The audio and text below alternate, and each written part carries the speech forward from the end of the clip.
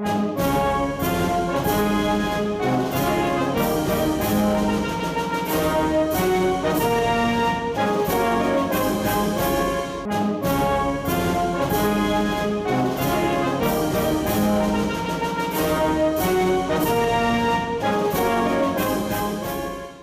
the tradition that we have, however, does have a meaning and a purpose. And I think it has an important meaning and purpose. The work of peace, justice, and freedom is a difficult road to hoe. It's very, for me at least, and many of these people I know, it's very satisfying because you know you're doing the right thing. You're standing up for truth. But the problem is that you don't get rewarded. Oftentimes, the powers to be that control the money and things in society, they don't reward you for being someone who exposes the truth and fights for the right things and freedom. They want to punish you. So these kind of people go against a lot of resistance, and they have to fight an uphill battle to make a difference that for all of us, so we all have a better life. So we like to recognize those people at Freedom Law School's banquet dinners for the great efforts that they put forward. And the first person I'd like to recognize is a gentleman who is local to us. He's right here from Orange County, California. And he's in the Merchant Marine. And the man was trying to stand up for what's right and what should be. But they didn't want this man to stand up for what's right and what should be done. They wanted him to shut up. Just be quiet, go along, and get along. What do you care about all the stuff that's being done wrong? So what with the government? And we're supposed to be the example. We're supposed to be honest. Just do your work, get your job, collect your paycheck, and watch TV. But that was not for him. He spoke out, he did what he could, and kept speaking out about it. And for that, they retaliated against them. And they instituted many false and fraudulent charges and fraudulent legal proceedings to shut him up. And guess what? And it's been a very difficult road, but this man still never gave up hope. He, as difficult as it was, he stood up, he's been fighting them, and he continues to fight them. And we have the honor and the pleasure of recognizing this man this evening. In recognition of your relentless and courageous work to expose government corruption, and for your perseverance in restoring justice, Freedom Law School recognizes you, Lieutenant Eric Shine, as an American Defender of Justice. Come on up, Eric.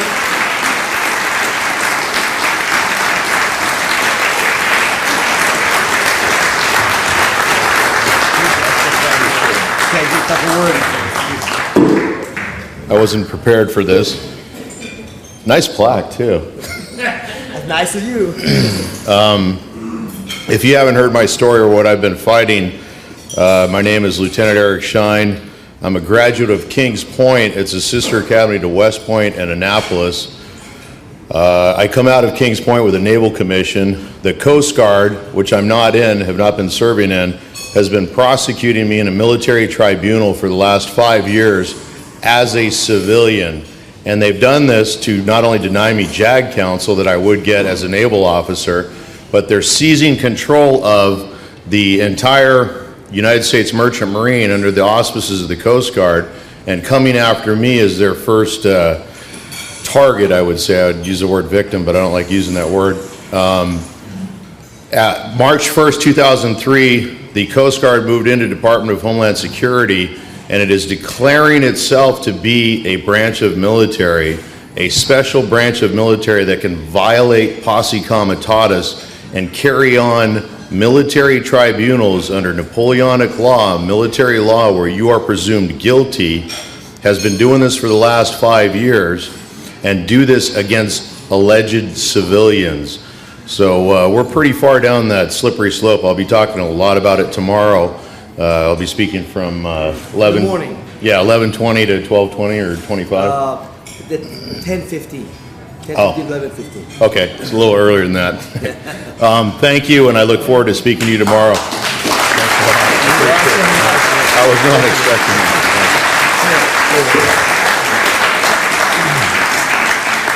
Yes, and you will be hearing more from Eric tomorrow. Ted Gunnison will be our first speaker at 9 o'clock. And around, I think, 10:15 or so, Eric will be speaking about incredible stuff going on, folks. Remember, we're fighting this stuff because one day it's this guy or the other guy or Eric Shine or the people on the trade towers. But, folks, tomorrow it could be us. It could be you. You know, that's why we got to fight for all this stuff. Okay, anybody find our second person back there? No luck? Okay, well, our second person we'd like to recognize, he's not here tonight because apparently he didn't, I don't know, he forgot about the dinner or what, but we have miscommunication happen. Nonetheless, we are going to recognize him because this man has been in the field of writing about the truth, writing what's going on with our government officials for many, many years. And he started doing this as a young man. And he's still not that old. I mean, for someone, I mean, I thought I was one of the few guys that started doing this freedom stuff in his 20s. But he also started in his 20s as well. And he has written for the great freedom paper called Spotlight, which unfortunately, got killed because of corruption. They want to shut him up. The powers to be, the very special, powerful sources, powers out there want to shut him up. They closed Spotlight, but him and other courageous writers and employees of Spotlight formed the great freedom paper, the American Free Press. They did not give up the battle to expose the truth for you, for the freedom-minded people in America like you who still want to know the truth from a trusting, honest newspaper. They kept the battle going and started American Free Press. And I had a pleasure of meeting him several years ago, and my respect for him has grown because when he writes, folks, his stuff is from the sources, his exact quotes. It's all referenced from where it is, not just, a lot of people just say what they want to say. He's a very thorough researcher. And Freedom Law School, in recognition of this man's perseverance to research, discover, expose, and disseminate the truth, recognizes Michael C. Piper as a defender of truth. So would Carla from America Free Press come and accept this on Mike Piper's behalf? Hopefully we'll find him sometime tonight and give it to him, because you heard from him earlier today. Carla is with the American Free Press and Barnes Review that are in Temecula, here in Southern California. Allow to present this to you to give to Mike, please, Carla. Thank you very much. You're welcome. You don't want me to say anything. So thank us behalf. Thank you behalf. I have had the honor and privilege of working for the American Free Press for about 5 years now.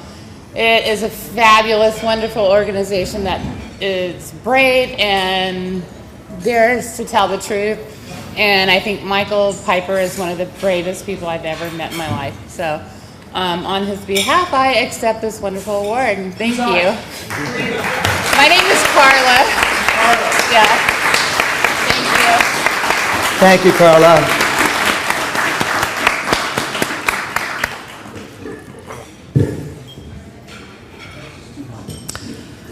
Okay, folks, it's time for you to hear the speech that you've been patiently waiting for. This man we brought for you tonight needs really no introduction because he's so well known, so well respected, been at this for a long, long time. Folks, his history is so long, I cannot just repeat it all, but I can just mention a few words about him. He had been involved with many organizations like John Birch Society. He is founder of the Freedom Force International, an organization just a few years old to bring about freedom, not just to America, but the whole world, for the individual to get his rights back from the collectivists, socialists out there who want to take our rights and freedoms away and treat us like slaves.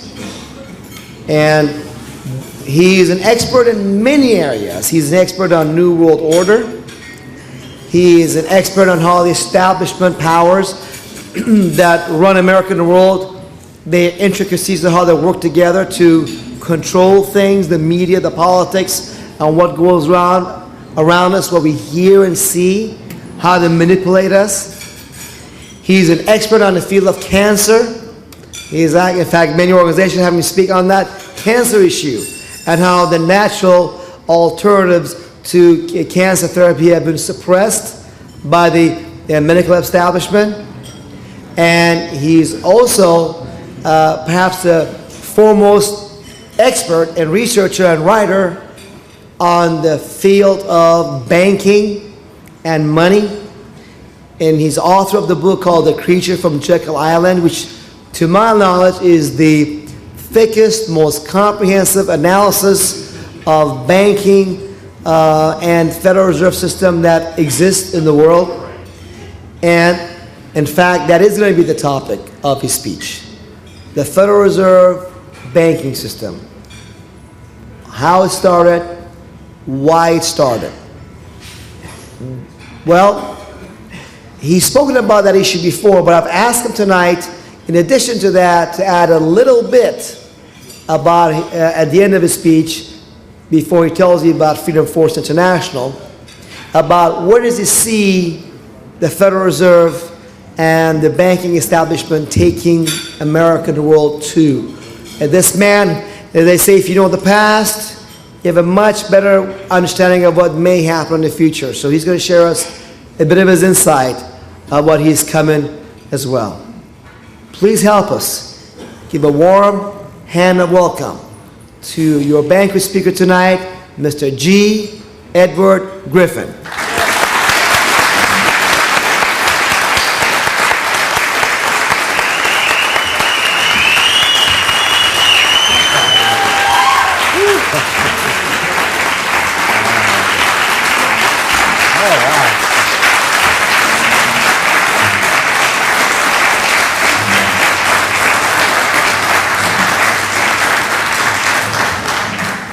Wow, a standing ovation before I even speak. That's probably at the end. I don't expect this.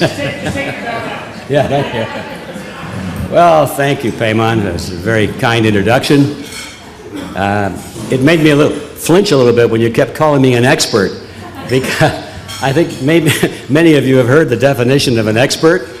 X is an algebraic expression for an unknown quantity, and a spurt is a drip under pressure.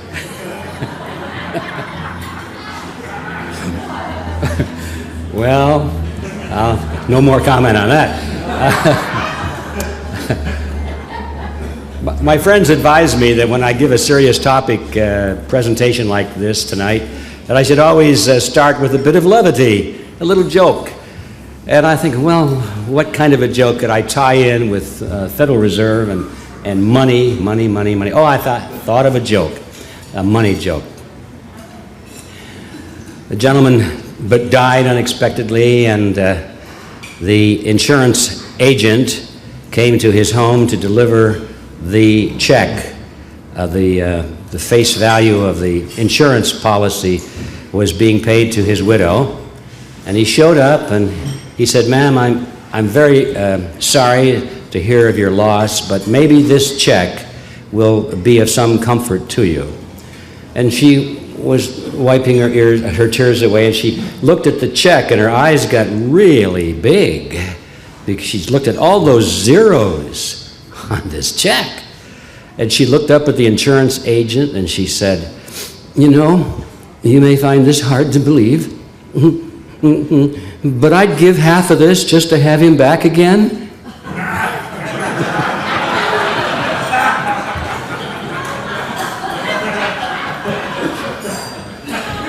Takes a second to creep in, doesn't it?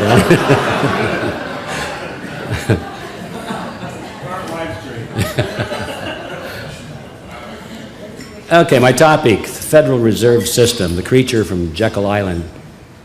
Actually, I have another title for this topic that is not very well known. It's called Appearances of the Fourth Kind. How many of you have heard my talk on this topic before? Would you please raise your hand? Oh, that's not as bad as I thought. That's a relatively small group, because I thought I'd be just saying the same thing over again, when I will be for you folks, so I apologize for that. But at least it's Excuse me. yes? A little tighter, so we can hear you. We're up full, so you can talk real close to the mic here. We'd be appreciated. So we can hear you a little bit better. Okay, you having trouble hearing me back there? What? Of course. All right, thank you. All right. I'll try and get real close to this. Beautiful. All right. Thank you so much. But I'm reminded of years ago when my children were very, very small. I would read them or tell them bedtime stories, and they loved it. I guess all kids do. But I noticed that if I ever left a part out, I told them the same stories over and over and over again, you know. If I ever left a part out, they'd say, "Oh, wait a minute, Dad, you forgot the part about," and then they'd, you know, instruct me on how to tell the story. Didn't make any difference. They wanted to hear the story again and again and again. So if I leave any parts out, those of you who have heard this before, just raise your hand and tell me what it is I left out, okay? All right, appearances of the fourth kind.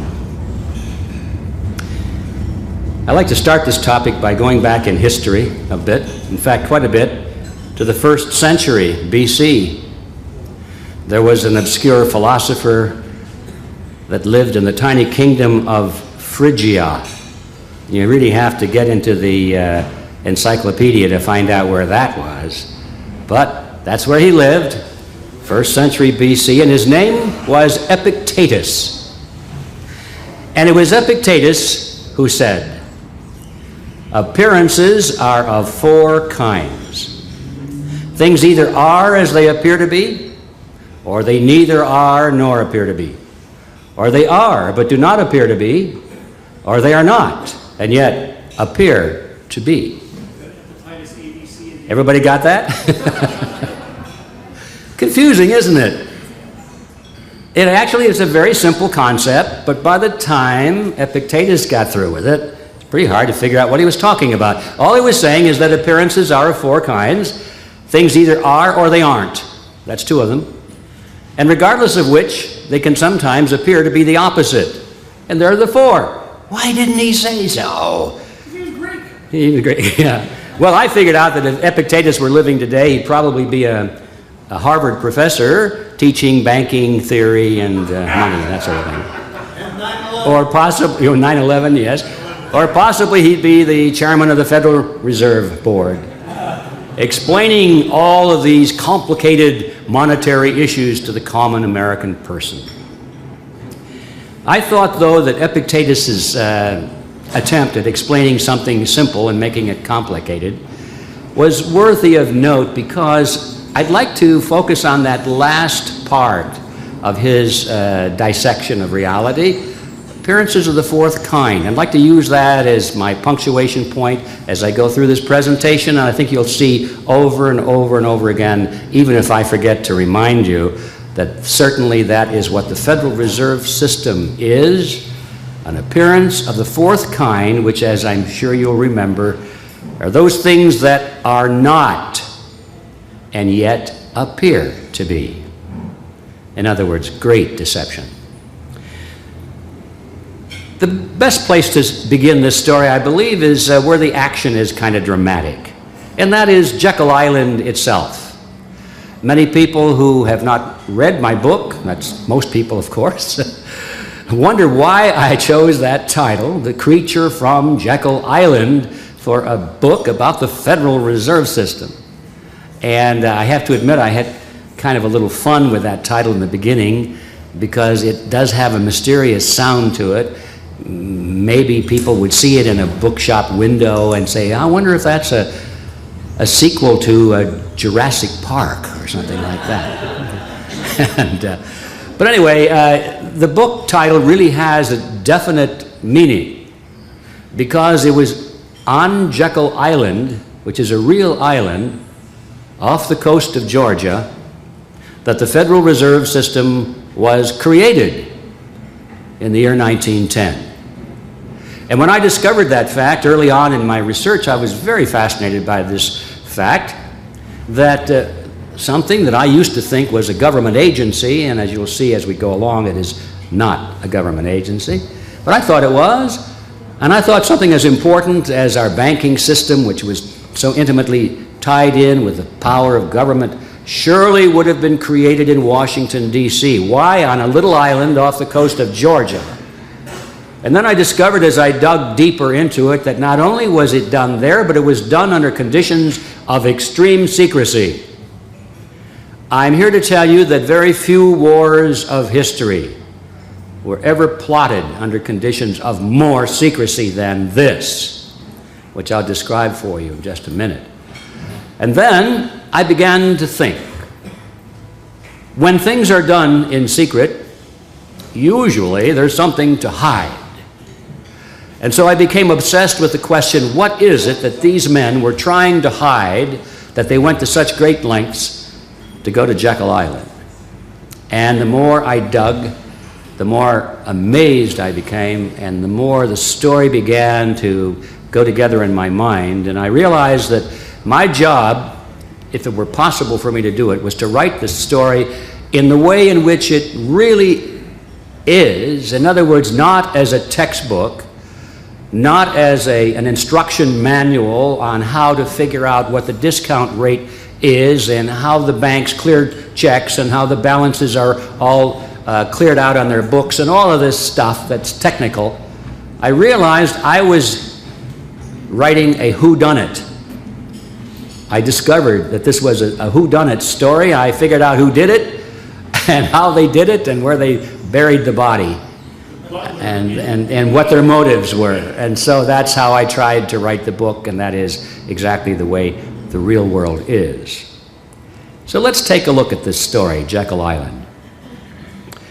It was November of 1910 when Senator Nelson Aldrich sent his private railroad car to the New Jersey Railroad Station, where it was held in readiness, awaiting the arrival of himself and 6 other men who were told to come under conditions of secrecy. They were told not to be seen together as they went to the railroad station, not to dine together, not to tell anybody, really, except maybe the closest persons in their family, where they were going, and certainly not even to tell them why they were going. One of the men carried a shotgun in a big black case for the purpose of, if he had been stopped by a newspaper reporter and asked where he was going, he was prepared to say he was going on a duck hunting trip. And we find out later from the memoirs of one of his children that this man didn't even own that gun. He never fired a shotgun in his life. It was a borrowed weapon simply for the purpose of deception.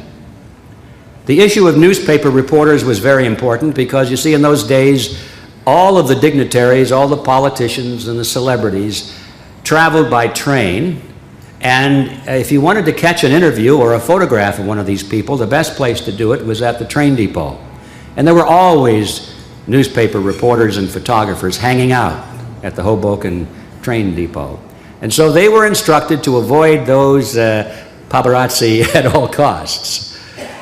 After the men got on board this private railroad car, now remember, a private railroad car in those days would be the equivalent of a private Boeing, I suppose, today, probably more than a Learjet.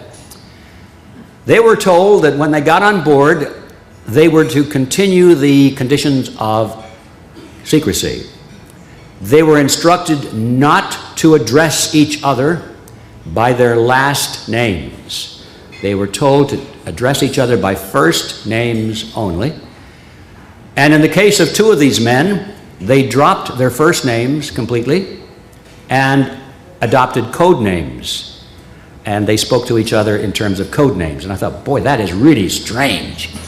And then we find out from the writings of one of these men who wrote about it years later, he said that the purpose of that was so that the servants on board the railroad car would not know the names of all of the participants. Obviously, they knew the name of Senator Nelson Aldrich. They were employed by him. And they might have known the names of one or two of the others, but not all. And it was the list of all of these names together. These were very powerful and influential and well-known men.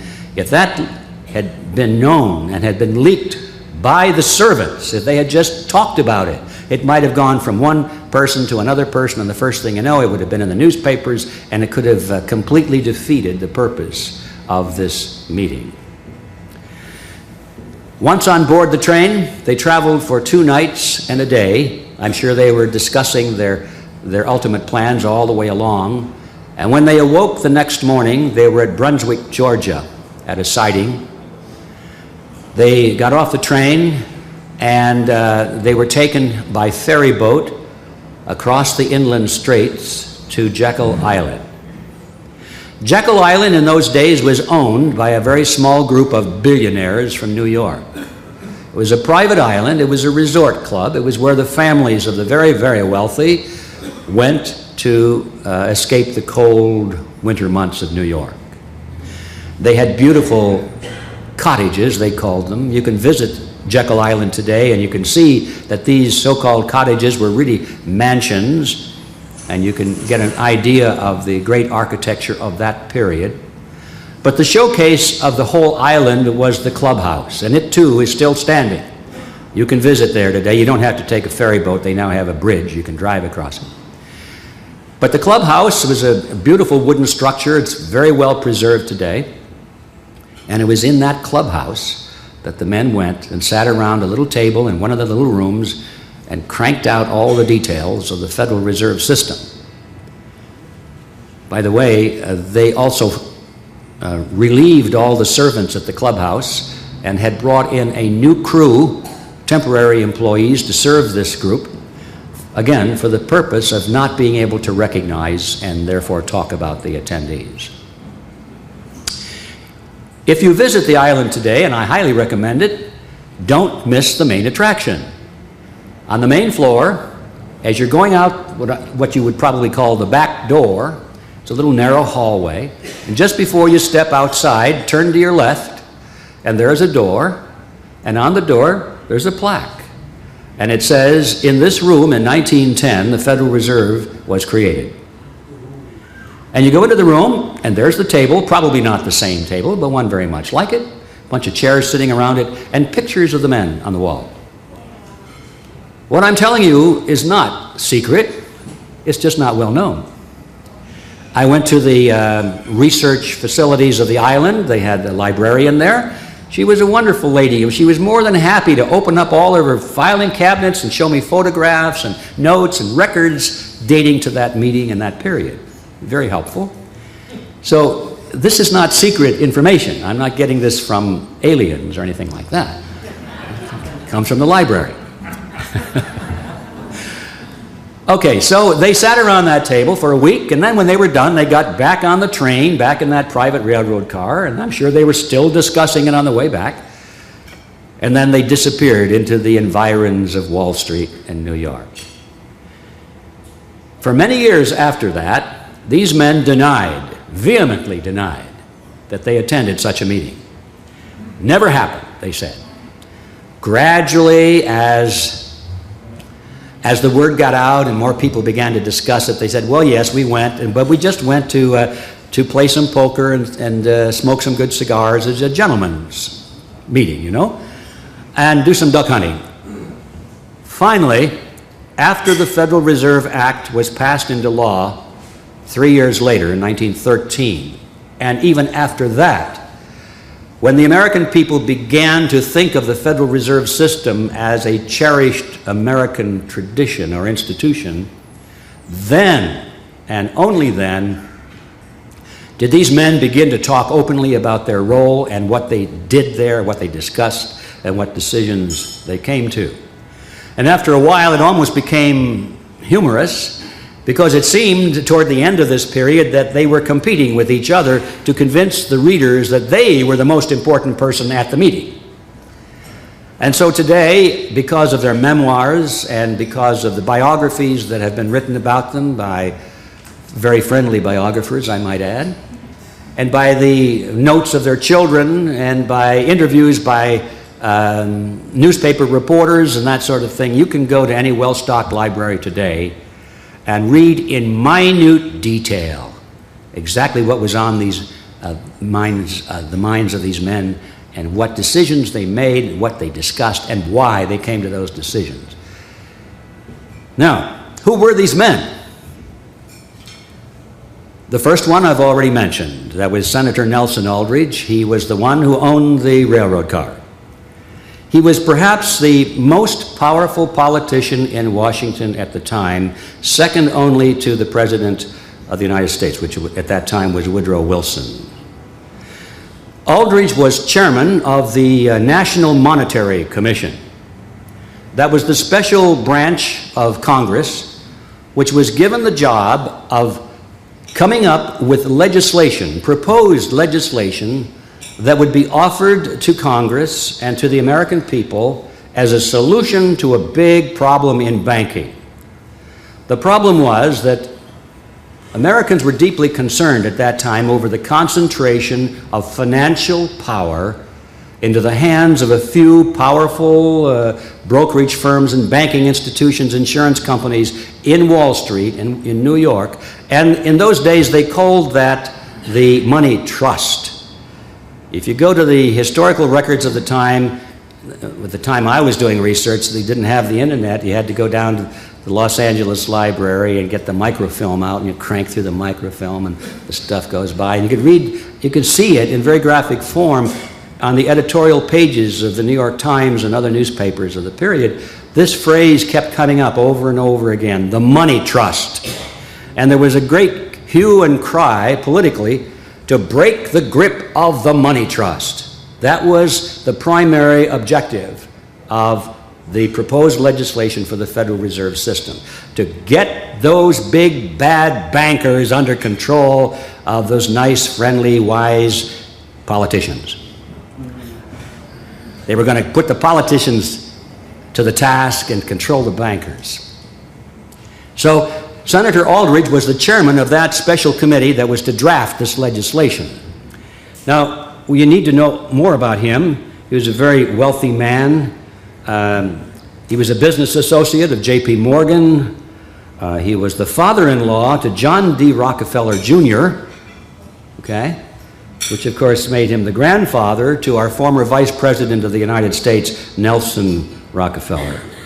You may remember Nelson Rockefeller's middle name was Aldrich. Nelson Aldrich Rockefeller, and so he was named after his very famous grandfather. The second man on board this train was Abraham Piatt Andrew.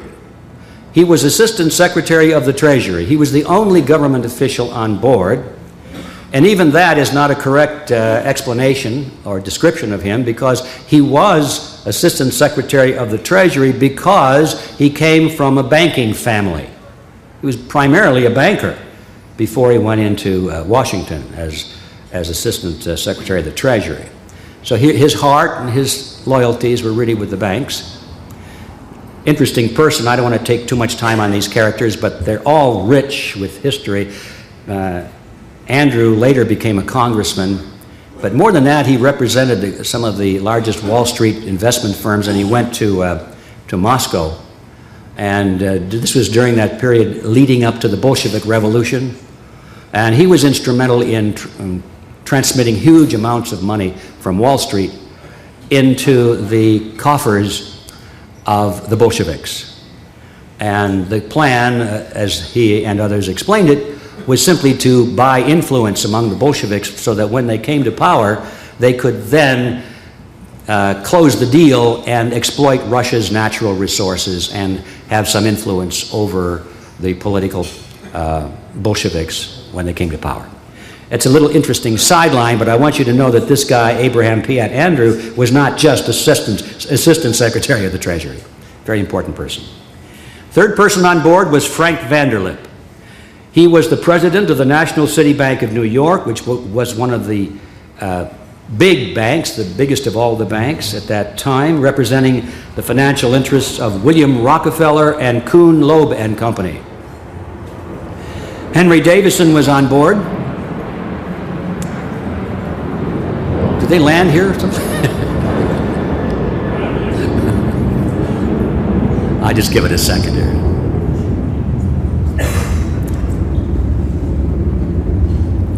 Henry Davison was on board. He was the senior partner of the J.P. Morgan Company. Charles Norton was there. He was president of the First National Bank of New York, another one of the giants.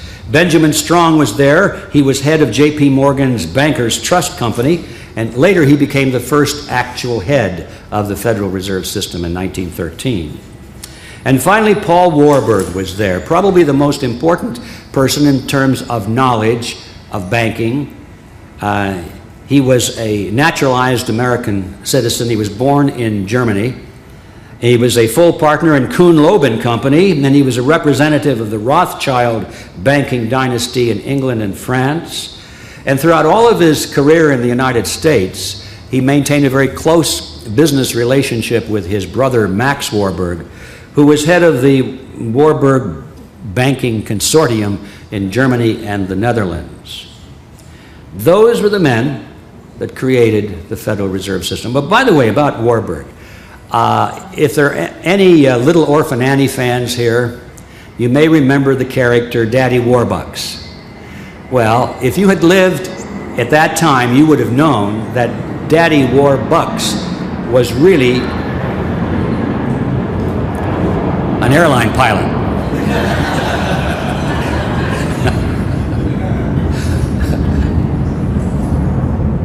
So everybody recognized that Daddy Warbucks was a characterization of Paul Warburg, even his appearance, the bald head and everything else. You don't look like Daddy Warbucks at all. So, and there are a lot of interesting things when you get into these side stories. These men were well known at the time, and they were the subject of cartoons and caricatures. If you remember the game Monopoly, the original artwork in Monopoly, little fat banker with his cigar sitting on the bag of money, that's J.P. Morgan. So it's interesting. Okay, neither here nor there. These are the men who went to Jekyll Island under conditions of great secrecy and created the Federal Reserve System. According to the estimates in the newspapers at the time, these men represented directly through the wealth which they personally controlled, or indirectly through the institutions which they directed, the banking institutions around the world. They represented approximately 1/4 of the wealth of the entire world. Now just think about that for a minute. Just the kind of people you would want to break the grip of the money trust. All right. Did it really happen the way I described it? Those of you who are perhaps new to this topic may wonder if maybe I have exaggerated it or embellished the story a little bit to make it interesting. I think I owe it to you to at least show you that I didn't embellish this at all. And I'm going to take a moment and just read an excerpt of an article that was written by Frank Vanderlip. He's one of the participants at this meeting, that appeared in the Saturday Evening Post on February 9, 1935. I remember this is after the Federal Reserve Act was accepted and revered. Now they're talking openly about it. And this is what Frank Vanderlip said. He said, "I do not feel it is an exaggeration to speak of our secret expedition to Jekyll Island as the occasion of the actual conception of what eventually became the Federal Reserve System. We were told to leave our last names behind us. We were told further that we should avoid dining together on the night of our departure. We were instructed to come one at a time and as unobtrusively as possible to the railroad terminal on the New Jersey littoral of the Hudson, where Senator Aldrich's private car would be in readiness, attached to the rear end of a train to the south. Once aboard the private car, we began to observe the taboo that had been fixed on last names. We addressed one another as Ben, Paul, Nelson, and Abe. Davison and I adopted even deeper disguises, abandoning our first names. On the theory that we were always right, he became Wilbur and I became Orville. After those two aviation pioneers, the Wright brothers. The servants and train crew may have known the identities of one or two of us, but they did not know all. And it was the names of all printed together that would have made our mysterious journey significant. In Washington, in Wall Street, even in London. Discovery, we knew, simply must not happen. End quote. Well, why not?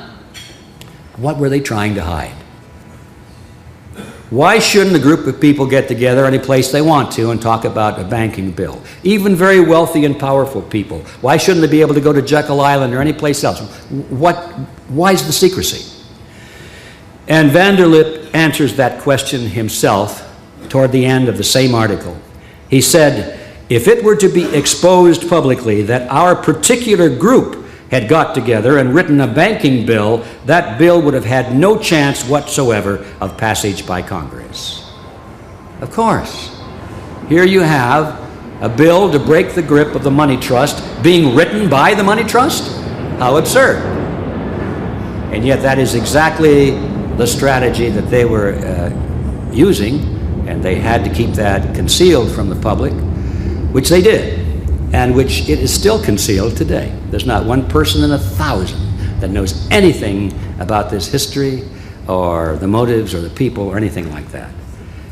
So, here we had a group of men drafting legislation to limit their own power, supposedly. Right.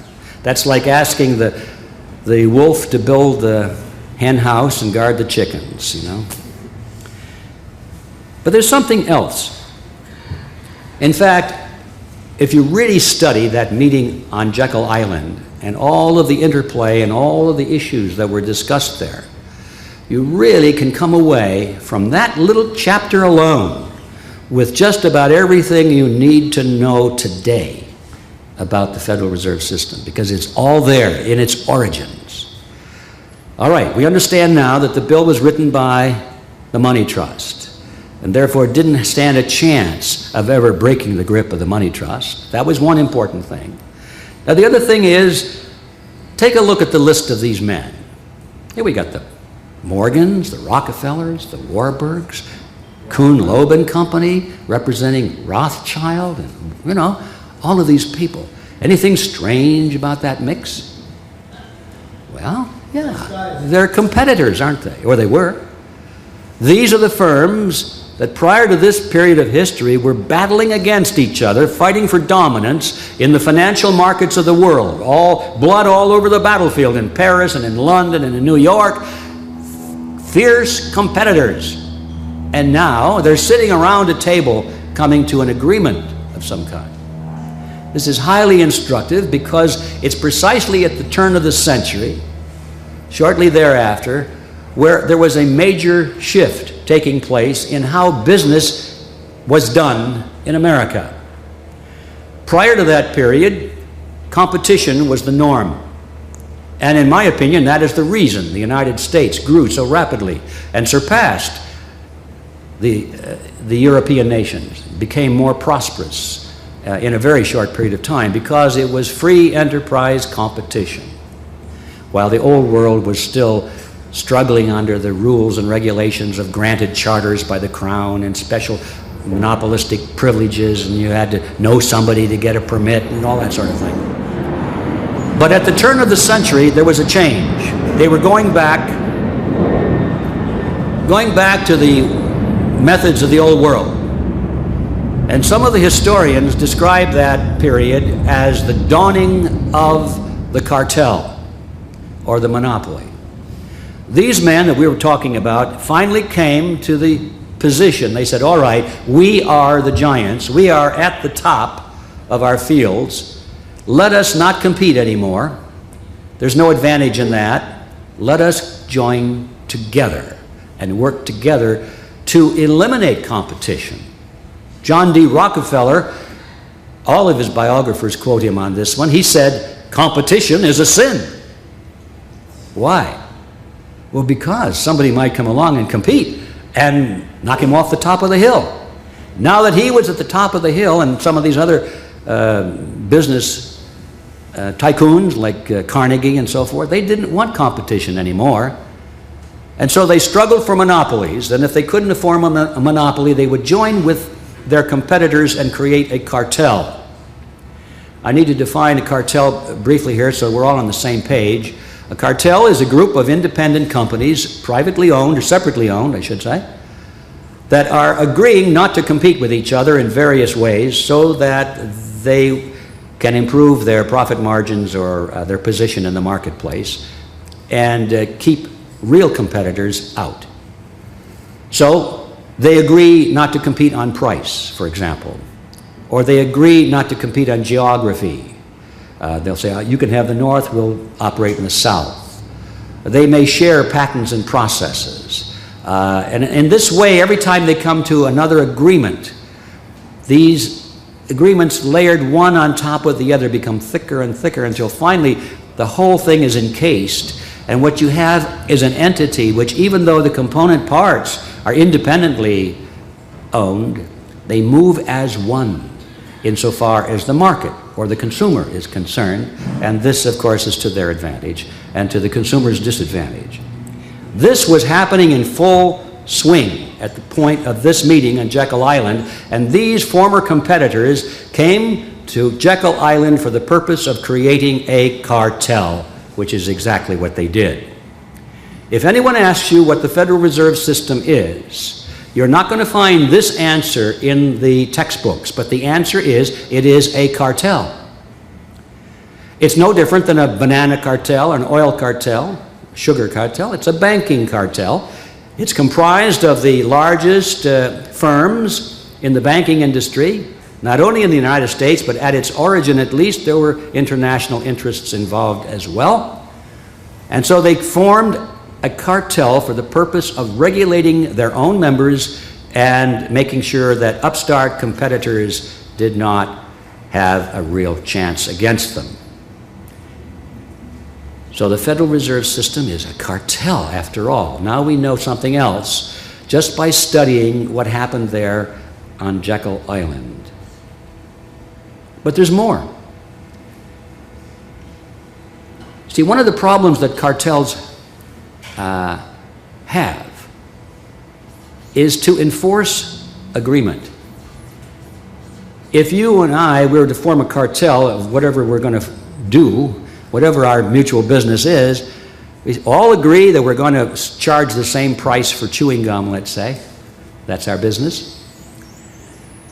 Okay, we can all raise the prices, and the public has no choice. If they want chewing gum, they've got to pay the higher price.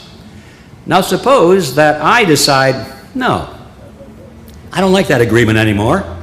I think I can make more money by lowering my price and getting a bigger share of the market. What are you going to do about it? Can't do anything about it, legally anyway. I mean, in the real world, they do have guys with the bent nose and the cauliflower ears that come around, and they call them enforcers, but that's generally not how it's done. How do you get all of the members of the cartel to conform? And the answer is, take the cartel agreement and make it into a law. And so all cartels, all monopolists, gravitate toward government. They want government as a partner in their agreements.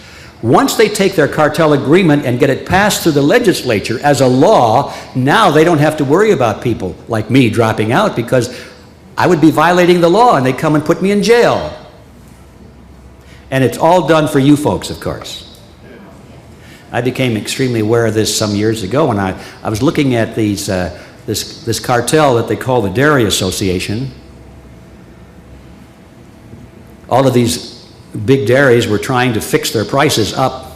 And the trouble is that some of the small dairies were selling milk cheaper. We can't have that.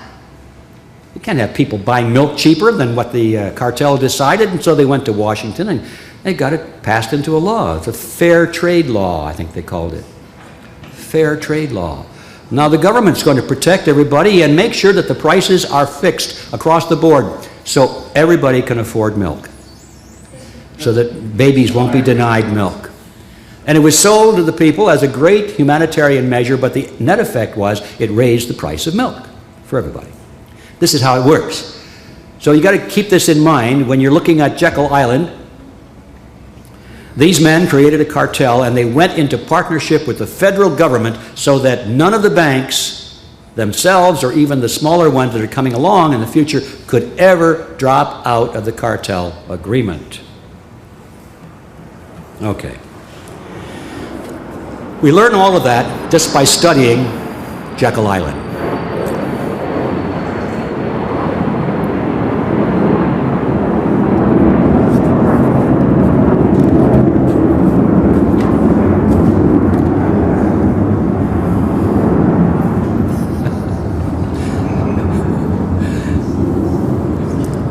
Reminds me of when I was a kid. We used to listen to the train whistles and think that was a beautiful sound. This is not a beautiful sound. Okay. So now let's go back and leave Jekyll Island for a moment and ask some rather functional questions. Why did the banks and why did the government form this partnership? What's in it for them? You know, when people go into a partnership, there's usually something of benefit to both partners or they wouldn't do it. So let's take a look at that. And in order to answer that question, we have to examine how money is created in America and in most of the world today. I call this the Mandrake mechanism because when I was a boy, in the 1940s, I guess it was, there was a comic book character by the name of Mandrake the Magician. He was quite a guy, had this big cape, velvet cape, and he could whip the cape around, and things would materialize just out of thin air. And then he could whip it again, and it would disappear, poof, be gone. And as I got to studying how the Federal Reserve System creates money, I thought, my gosh, Mandrake was here. So I call this the Mandrake mechanism. It does enable the banks to create money out of nothing and to cause it to disappear back into nothing. Now, let's see how this process works.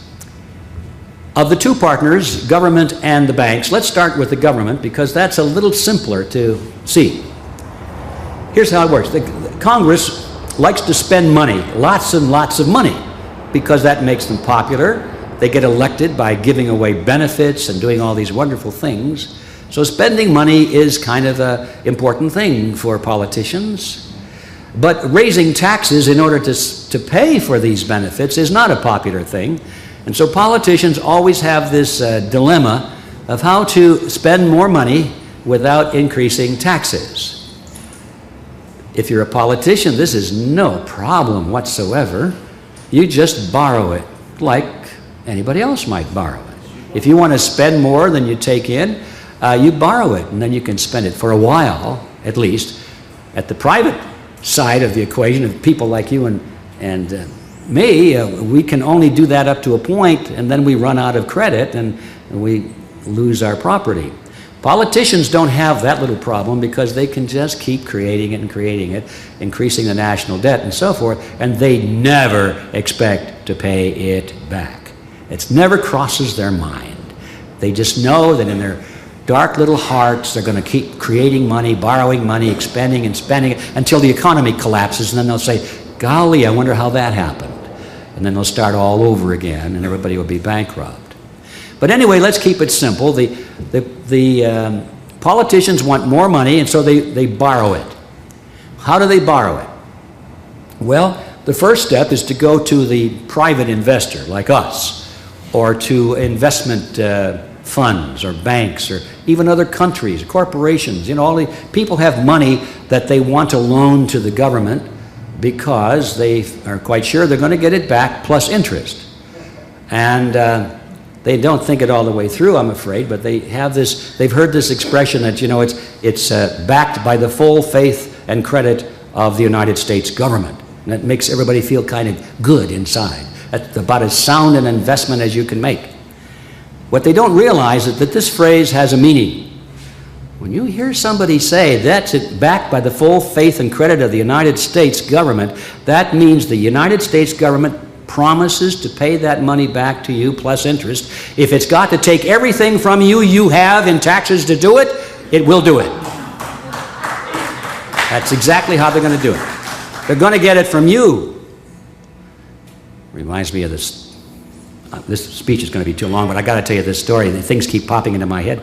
Like the hunter was stranded out there in the wilderness and ran out of food, and his dog was starving. He was starving. The dog was whimpering. And so finally the hunter took a knife and cut off the dog's tail, and he fed it to the dog, and the dog licked his master's hand in gratitude for the meal. This is what's going on with government benefits and all of that sort of thing. All right, so the politicians need more money. We're back on that track. So they go to the private sector and they borrow it plus interest.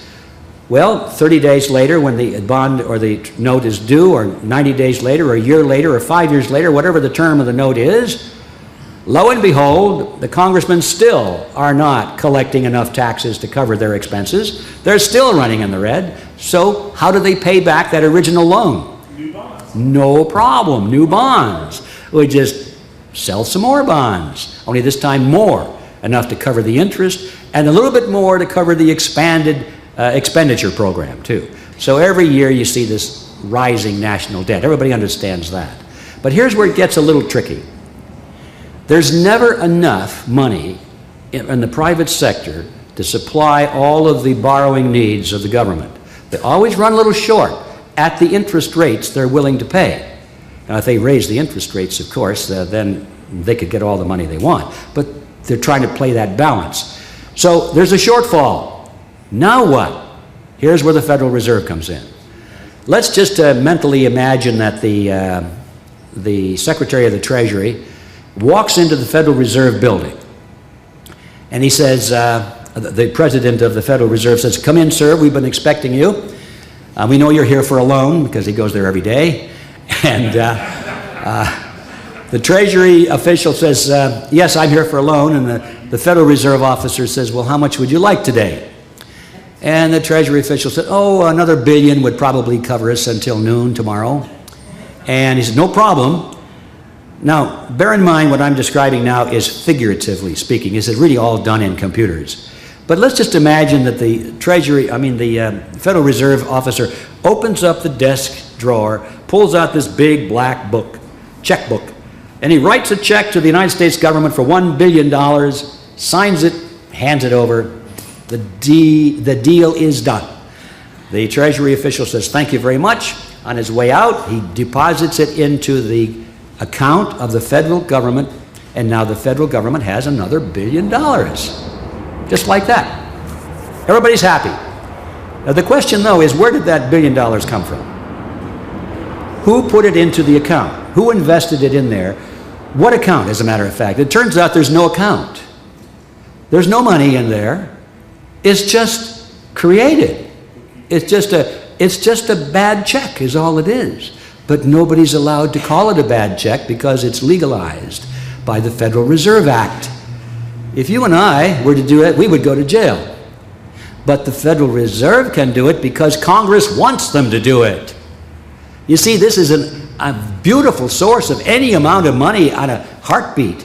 Anytime they really need money, in spite of all of this talk about, oh, we're running out of money, when it comes push to shove, like bailing out the banks that you've been reading about last week, where do you think that money comes from? Thin air. The government can create it anytime it wants, or I shouldn't say the government, they can go to their partner, the Federal Reserve System, which creates it out of thin air anytime the government needs it, and then gives it to the government, supposedly as a loan, but they're not loaning anything. They just created it. It's an act of creation, not an act of loaning. You see, it's the same thing as if the government simply turned on the printing presses and printed paper bills. But they do it through the banking system to make it a little more mysterious so the average person says, I don't get it. How do they do that? That's the whole idea. All right, so now that's why the politicians are in the partnership, because it's a very convenient and reassuring way to know that they can get any amount of money at an instant notice anytime they need it. Why are the banks in it? Well, if you think the action so far is, if you think the action so far is interesting, well, you get to this side of it. Now, let's just imagine that this $1 billion that the Federal Reserve created out of thin air and gave to the government, let's follow $1,000 of it that winds up in a check given to a postal worker working for the federal government. Now he's got a $1,000 check.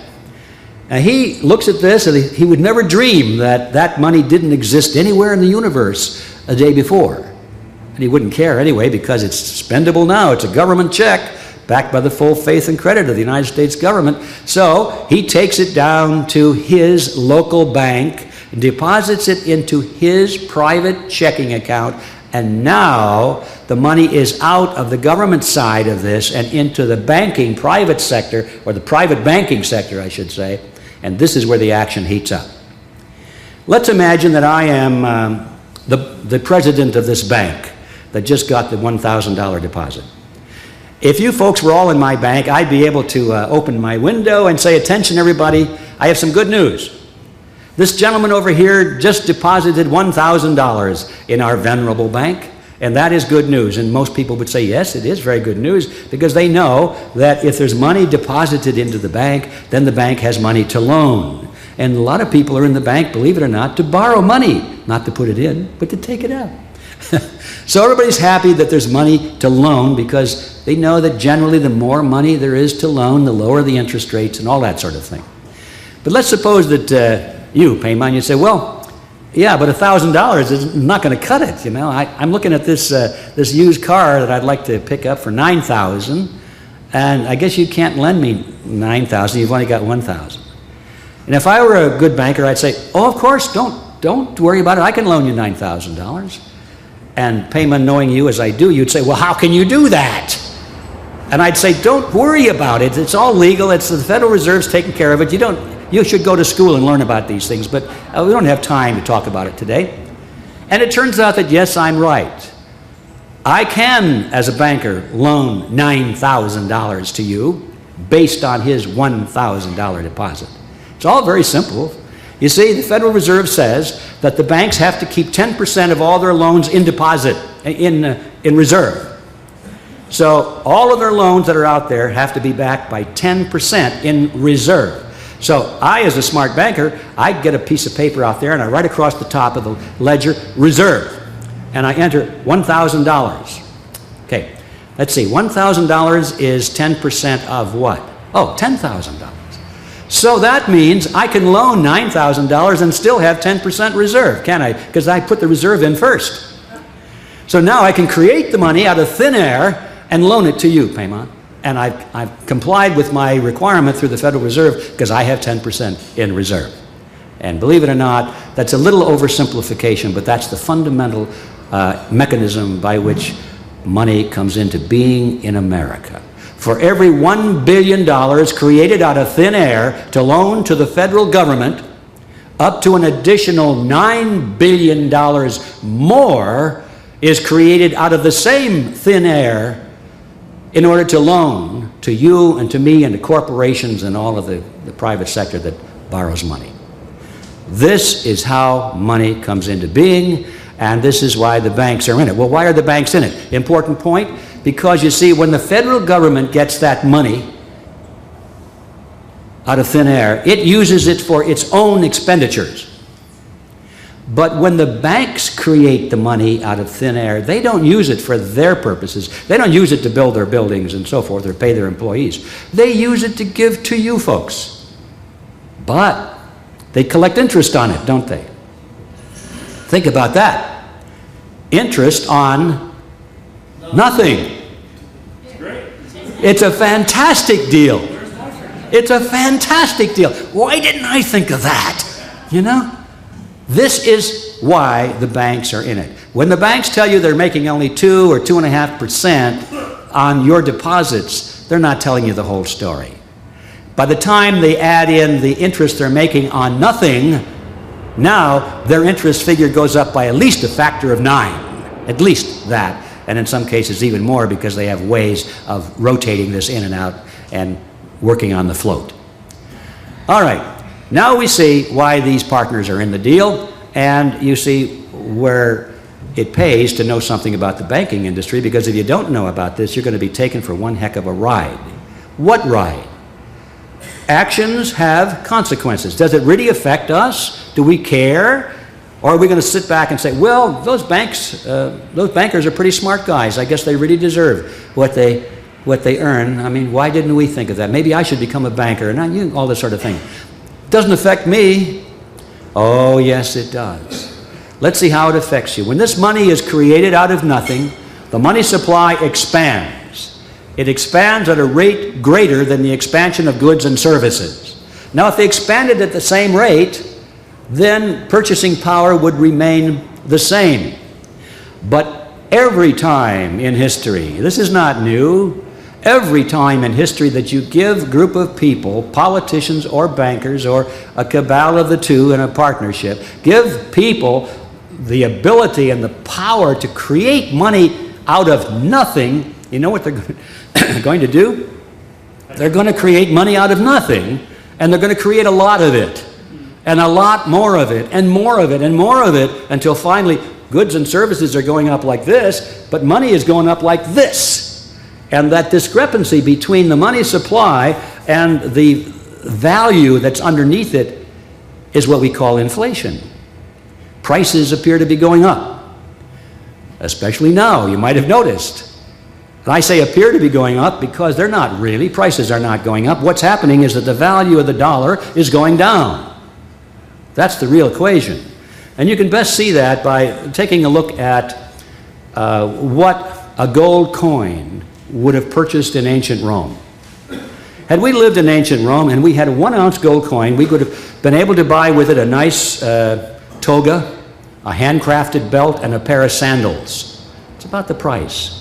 Today, if we've got a 1-ounce gold coin, a cougaran or something with no particular numismatic value, just 1 ounce of gold, and you take it to a bank and cash it in, or take it to a coin store and cash it in real fast, and then run down to the store before it loses its value, with what you get for that coin, you can buy a nice suit, a handcrafted belt, and a pair of shoes.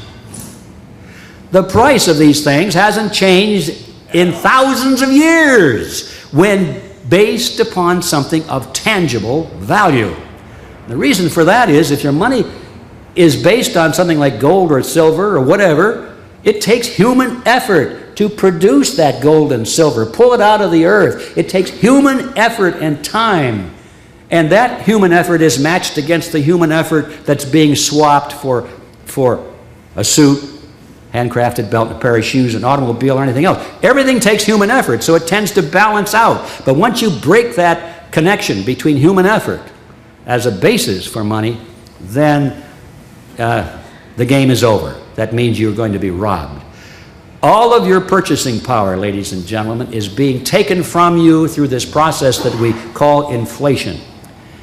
I did the chart on it. You'll find it in my book. Over a period of 70 years, the normal, let's say the lifespan, or at least certainly the working lifespan of the average human being, the government and the banks are going to confiscate over 90% of your wealth through the process of inflation.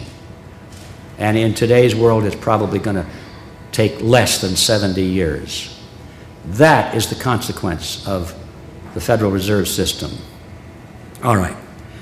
Let's go back to Jekyll Island, We're not done there yet.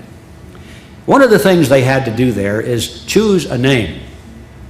You see, what they were creating was originated really in Europe in the 16th century. They were doing a pretty close rip-off, at least an imitation, of the Bank of England, which was formed in 1694. What we have here, the Federal Reserve System, was modeled directly after the Bank of England, and that's where Paul Warburg came in, because he and his European connections knew European banking better than anybody. In America, the politicians in Washington had heard about this system, and it has a name. It's called a central bank. It doesn't really mean anything, but if you want to look up the structure of what we're talking about, the Federal Reserve System, and in other countries a similar structure, you look it up in the index of any encyclopedia or any textbook on this topic, and the name is a central bank. So the Bank of England was a central bank, and these men on Jekyll Island were determined to create a central bank in America.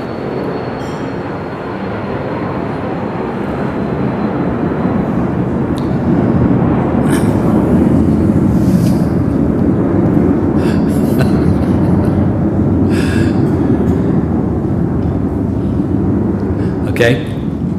But the politicians in Washington had heard the phrase central bank. And they said, we don't want a central bank. They didn't know what it meant, but they knew that the word existed. And they said, look, America is special. We have our own unique customs, our own traditions. We're America. We're not Europe. We don't want to have what they have over there in Europe. We don't want a central bank. That was the mood. That was the opinion in Washington at the time. So one of the things they discussed on Jekyll Island is what to call this central bank they were creating, so that the American people wouldn't know that it was a central bank. And they gave it some thought, and they came up with this. They said, look, let's call it federal. If we put the word federal to it, that makes it sound like it's got something to do with the federal government. We'll put the word reserve in there, because that makes it sound like we've actually got reserves, which they don't. And they put the word system in. Now that was more important then than you might think. It certainly means nothing today. But remember, in those days, the American people were concerned over the concentration of financial power in New York. And so what they wanted was a diffusion of power across the land. They wanted to see these mausoleum buildings they called the Federal Reserve Banks, so-called, springing up in Chicago and San Francisco and all over the United States. They wanted a system to convince the gum-chewing public that they had a diffusion of power. And so the word system was very important in those days. And of course they added the word bank to it, and in every case, ladies and gentlemen, it was an appearance of the fourth kind, because it wasn't federal any more than Federal Express. There are no reserves behind it to be of any value. It's not a system. Full concentration remains with the big banks in New York, and it's not a bank. So if you're looking for a perfect example of an appearance of the fourth kind, you're not going to find any better one than this. All right. The next step was to sell this creature to the American public. It was introduced first as the Aldrich Bill, for obvious reasons. Senator Aldrich was the chairman of the Monetary Commission. Paul Warburg wrote to him and said, look, Nelson, don't do this. Don't put your name on this bill, because your name is so well identified with the big bankers. And people will say this is a bill of the big bankers. And I guess Aldrich was so egotistical, he must have said, I never saw anything in writing from him, but we know what happened. So I can picture Aldrich saying, well, after all, I am the chairman of the Senate Monetary Commission, and I'm well respected, and it is my bill, and people will certainly be impressed because my name is on it. Well, it turns out that Warburg was right. The minute the bill came out, everybody was saying it was a bill of the big bankers, and it had very little support in Congress. That was just, this one's coming low.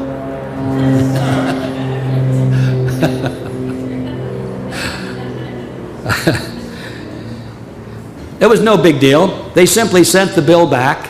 They took Aldrich's name off. And you see, he was known as a Republican, and everybody knew in those days that Republicans were all wealthy and big businessmen. So they found two Democrats, and they put their name on it. And that was Carter Glass and Robert Owen. It was now the Glass-Owen bill. And they were Democrats. Now that's different because Democrats, you know, are hardworking people, and you know, they represent the working class, guys with dirt under their fingernails, you know, like Ted Kennedy.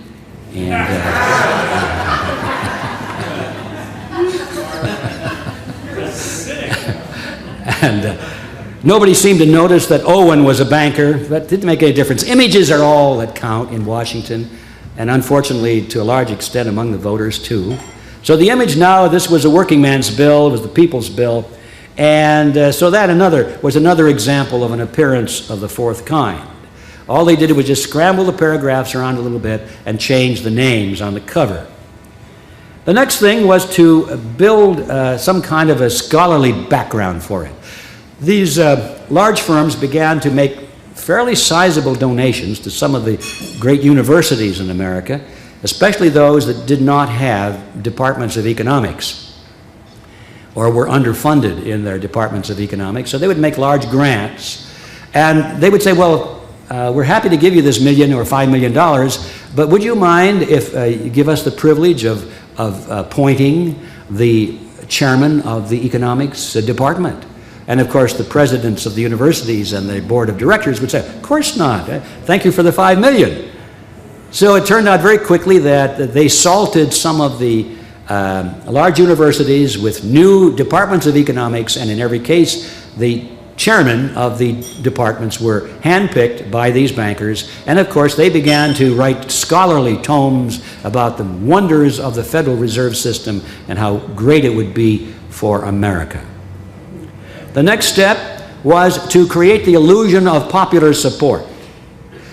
They began to form little ad hoc committees. Little groups would spring up like the Cincinnati Committee for Honest Money or Banking Reform, the Detroit Committee for Banking Reform.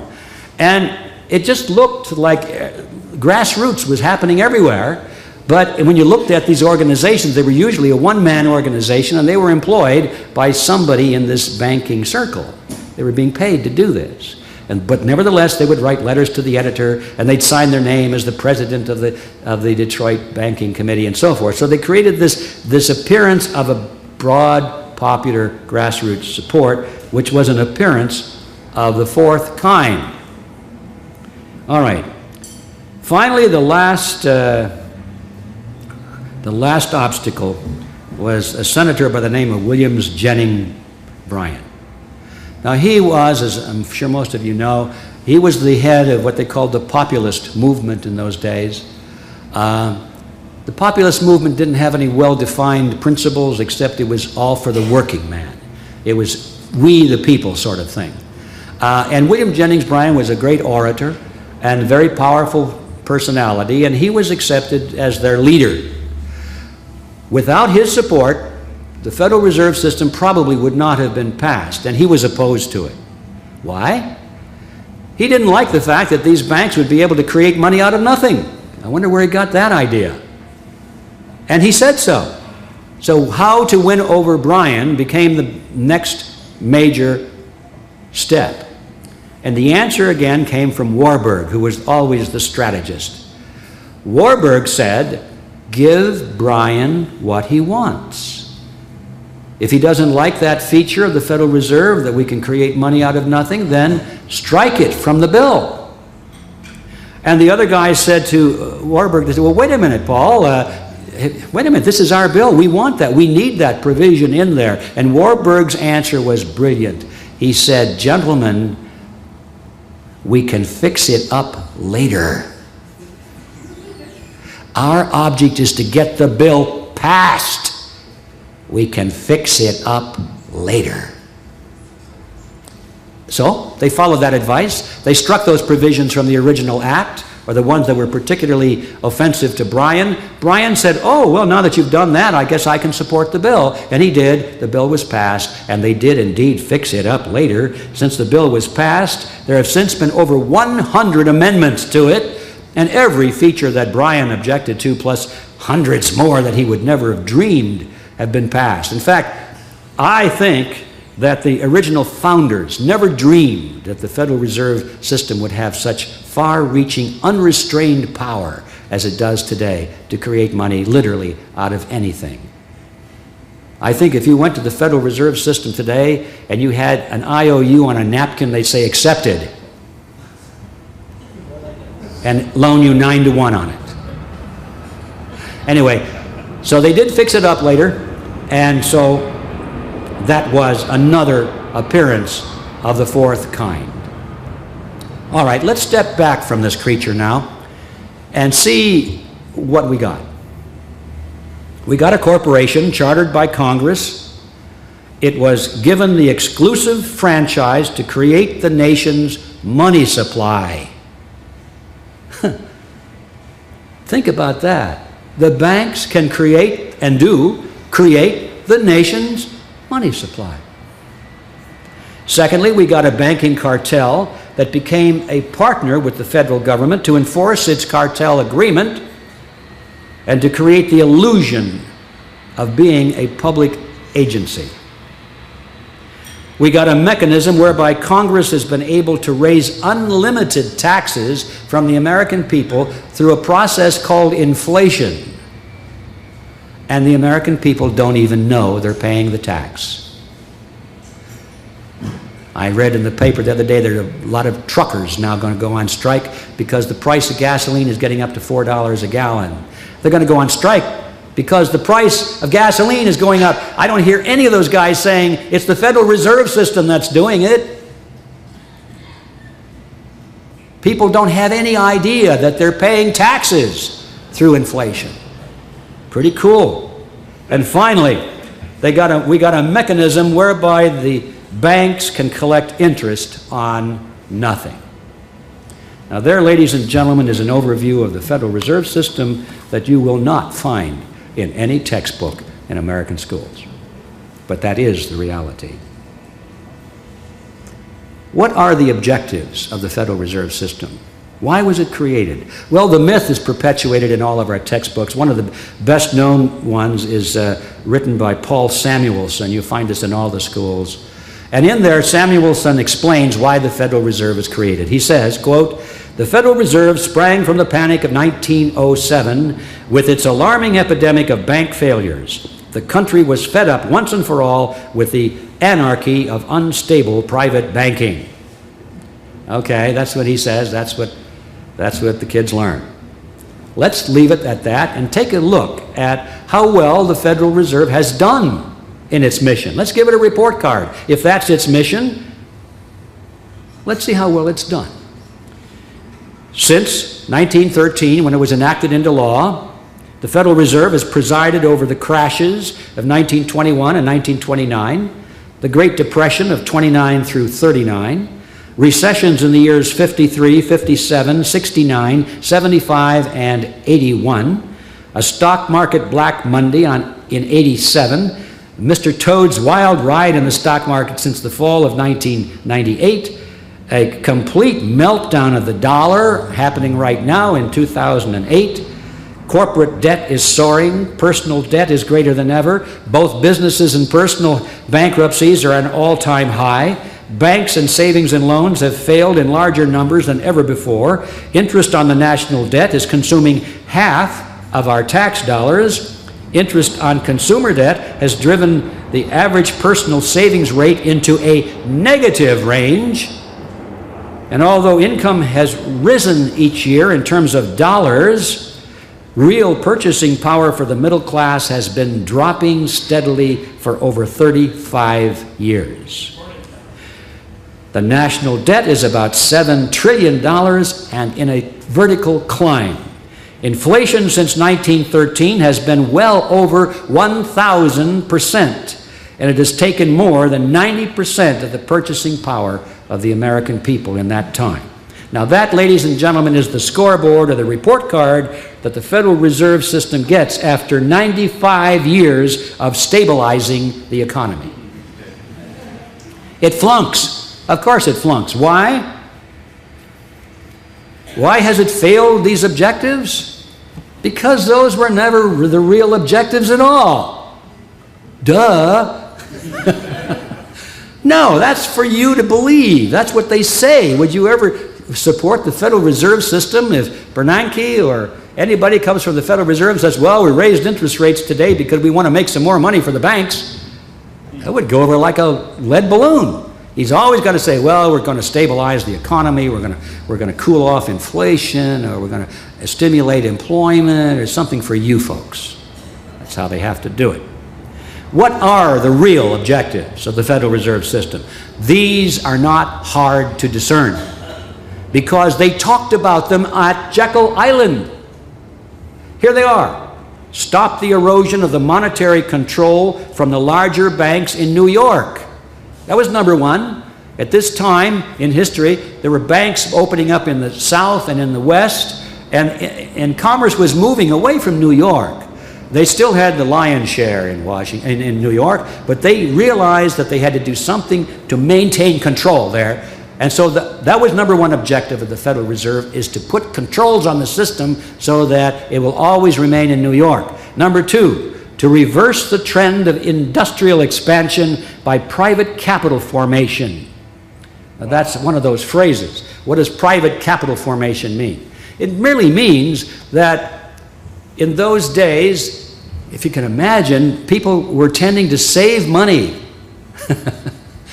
Instead of a corporation going to the bank and borrowing money for a big expansion program, they would create a little nest egg. Every quarter, when it was time to pay dividends, they would hold back a little bit from their stockholders, put it into a special fund, and after a couple of years, they had their own money. They created their own capital to do their R&R and their expansion programs. And the banks were very concerned about that. And they said, we must figure out a way to bring industry back into the banks for capital. So the enemy was private capital formation. And then, of course, they wanted to pass on the inevitable losses to the taxpayer in the name of protecting the public. I'd like to go back to that private capital formation issue again because this is so important. You see, in those days, how shall I say this? The only way that the banks could get industry or borrowers of any kind into the banks to borrow money more than they were is to lower the interest rates. That's pretty simple arithmetic. And a person might say, well, why didn't they just lower the interest rates then? And the answer is because they couldn't. In those days, money was not created out of nothing. It was based on gold and silver. And there was a limited quantity. And there was a natural interest rate. Those who held the gold or the silver were not going to lend it out because it was all they had. It was valuable. They didn't want to lose it unless they got a certain amount of interest on it. The natural interest rate that many commentators believe is about 3 or 3.25%.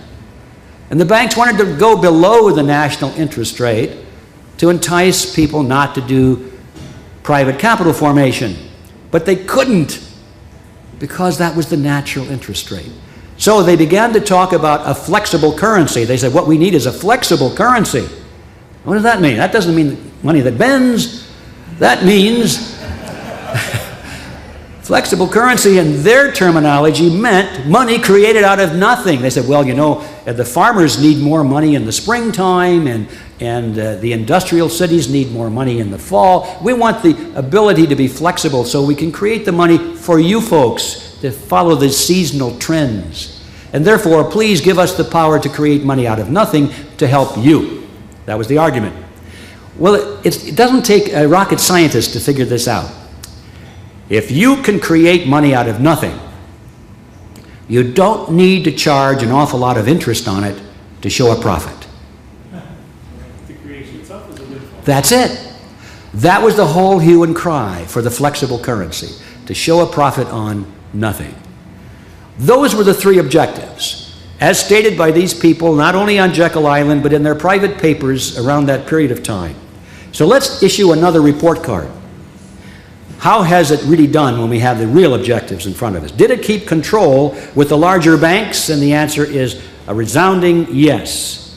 One of the better known books out there today on the Federal Reserve System is written by William Grider. It's called Secrets of the Temple. And it was published by Simon & Schuster. Even people who disagree with what I am saying about the Federal Reserve generally cite this book as an authority. And this is what William Grider says about this issue. He says, at the time, the conventional wisdom in Congress was that the government institution would finally harness the money trust. There's that phrase again. Disarm its powers and establish broad democratic control over money and credit. The results were nearly the opposite. The money reforms enacted in 1913, in fact, helped to preserve the status quo, to stabilize the old order. Money center bankers would not only gain dominance over the new central bank, but would also enjoy new insulation against instability and their own decline. Once the Fed was in operation, the steady diffusion of financial power halted. Wall Street maintained its dominant position and even enhanced it. Yes, just look around you. You can see the New York banks have total control over the system and always have. I'd like to comment on this book. When I heard about Secrets of the Temple, I was nearing the end of writing my own book. I'd spent a lot of time researching this bloody thing, and I saw, oh my gosh, Simon & Schuster beat me to it, and it was touted as a great expose of the Federal Reserve System. So I thought, maybe I don't need to finish my book. So I ran down, I got a copy of the book, and I read it, and I was amazed at two things. One, I thought the history was excellent. For example, that paragraph, I can find nothing to criticize in that. That is, in my view, a perfect reading of the history. So I was impressed. How come Simon & Schuster, which is definitely in the orb of these very banking circles we're talking about, how would they dare publish a book with accurate history in it? I couldn't understand it. Go back and re-examine my premises. And then I found out when I got to the very end of the book. And that was Grider's solution to the problem.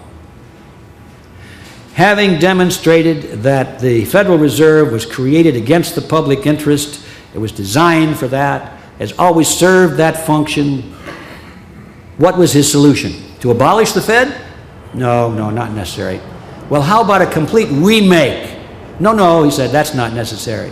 Grider's solution was, well, we've learned along the way, we've made a lot of mistakes, but we've learned as we've gone. Now what we need is just wiser men to run it. You get it? Fell off the track yesterday. You see, this, I put this in here because it doesn't directly relate to the Federal Reserve, but it relates to something that's important, and that is controlled opposition. The Federal Reserve has always controlled its own opposition from the day it was started, from the day it was promoted to the American people. In fact, the Federal Reserve Act itself was its own opposition, you see. It's an important fact that the American people must understand, that the elitists who are trying to run our lives are very good at leading and creating and funding their own opposition. What good does it do to know the history and the true intention of the Fed if you don't change it? You see? Very important fact. Okay. Second point. Was self-capitalization replaced by bank credit? Oh, of course. Everybody's in debt now. Nobody saves their own money. The interest rates are always being depressed so low as to lure people away from personal savings and into the banks. Boy, at those interest rates, man would be a fool not to buy to borrow money at those rates. And they just draw everybody into the banks and into debt. Credit cards and low interest rates. And the average person is not sophisticated to realize that this is a big, juicy worm on a hook. And they grab at it every time. Today, many businesses pay more to the banks every quarter in interest on their loans than they pay in dividends to the owners of their stock. I would say the Federal Reserve gets an A on second objective. And what about passing losses on to the taxpayers in the interest of helping the people? Well, I hear the snickers and the laugh. You all, in this audience, you're easy. But let me just remind you that there's a long history of this. I'll just pick a few. The Penn Central Railroad was bailed out in 1970. No, that's a mistaken statement. The railroad wasn't bailed out. The banks that loaned the money to the railroads were bailed out. See, the railroad was not able to pay its loan, and so everybody said, well, let's save the railroad. But what they were really saving was the bank, which was going to go bankrupt if all their loans went bad. So they bailed out the bank behind Penn Central Railroad in 1970. They bailed out the banks behind loans to Lockheed in 1970. They bailed out Commonwealth Bank directly in Detroit in 1972. They bailed out the banks that were on the hook for loans to New York City in 1975. They bailed out the banks that were behind loans to Chrysler in 1978. They bailed out directly the First Pennsylvania Bank in 1980. They bailed out Continental Illinois Bank in 1982. And now they're bailing out all banks in 2008. And where do you suppose that money is coming from? It's coming out of thin air, which means it's coming out of your purchasing power. No, it's not thin air at all. They're taking it right out of your pockets. And there's not one person in 1,000 that has any inkling that they're paying for this in any way. So, yes, the Federal Reserve System gets an A+ on its report card once we understand what its true objectives really were. All right, we're pushing to the end now. Let's talk very briefly about usury. Historically, in biblical times, a usury was a phrase to describe any interest on any loan. It was considered to be immoral. And in those days, people were expected to help their friends and their families by just giving them the money on the basis of a personal promise that they will repay it if they can. Very little money was loaned on that basis. But for someone to say, well, we'll do it on condition that you pay us 3% or 5% or anything, that was considered to be unethical or immoral, against God's word, actually.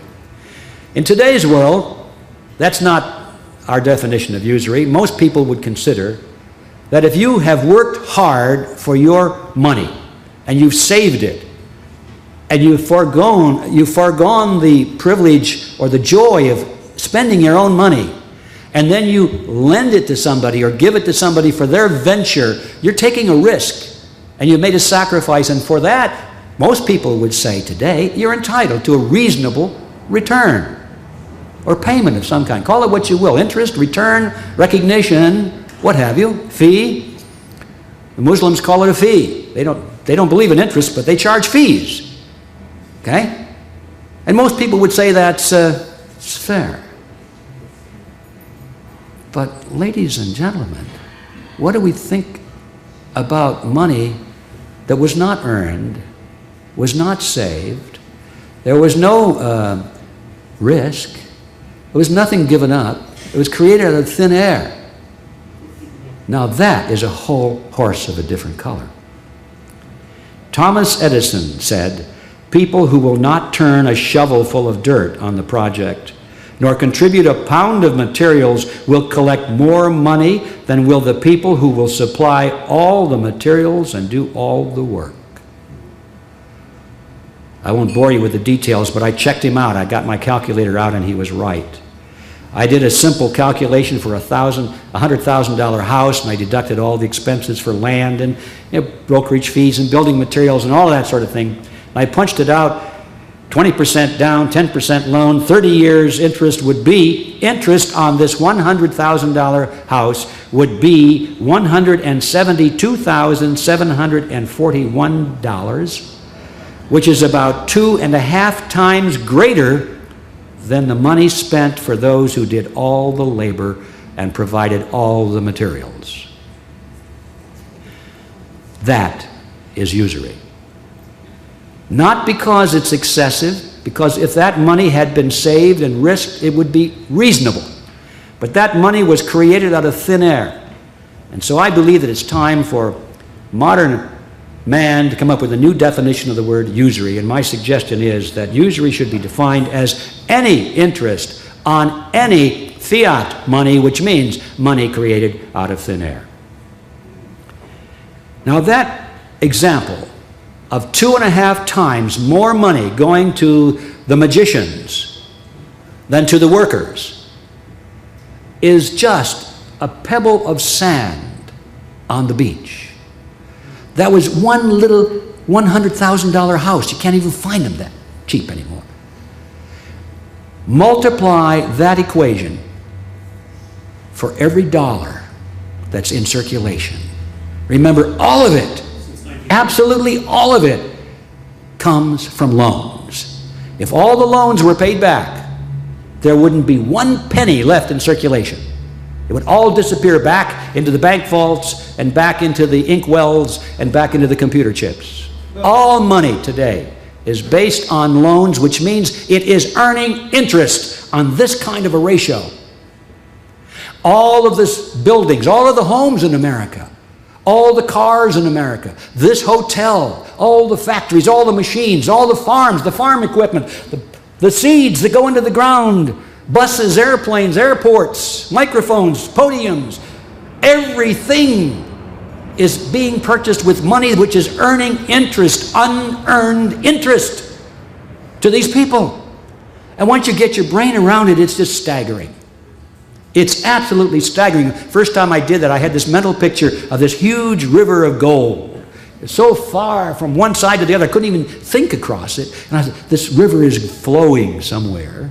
I think I'll follow it and see where it goes.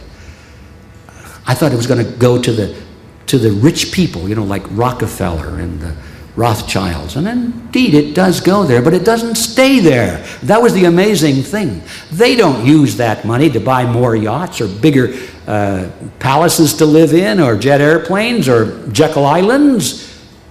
They spend that money. They don't need any more money. They've got so much already.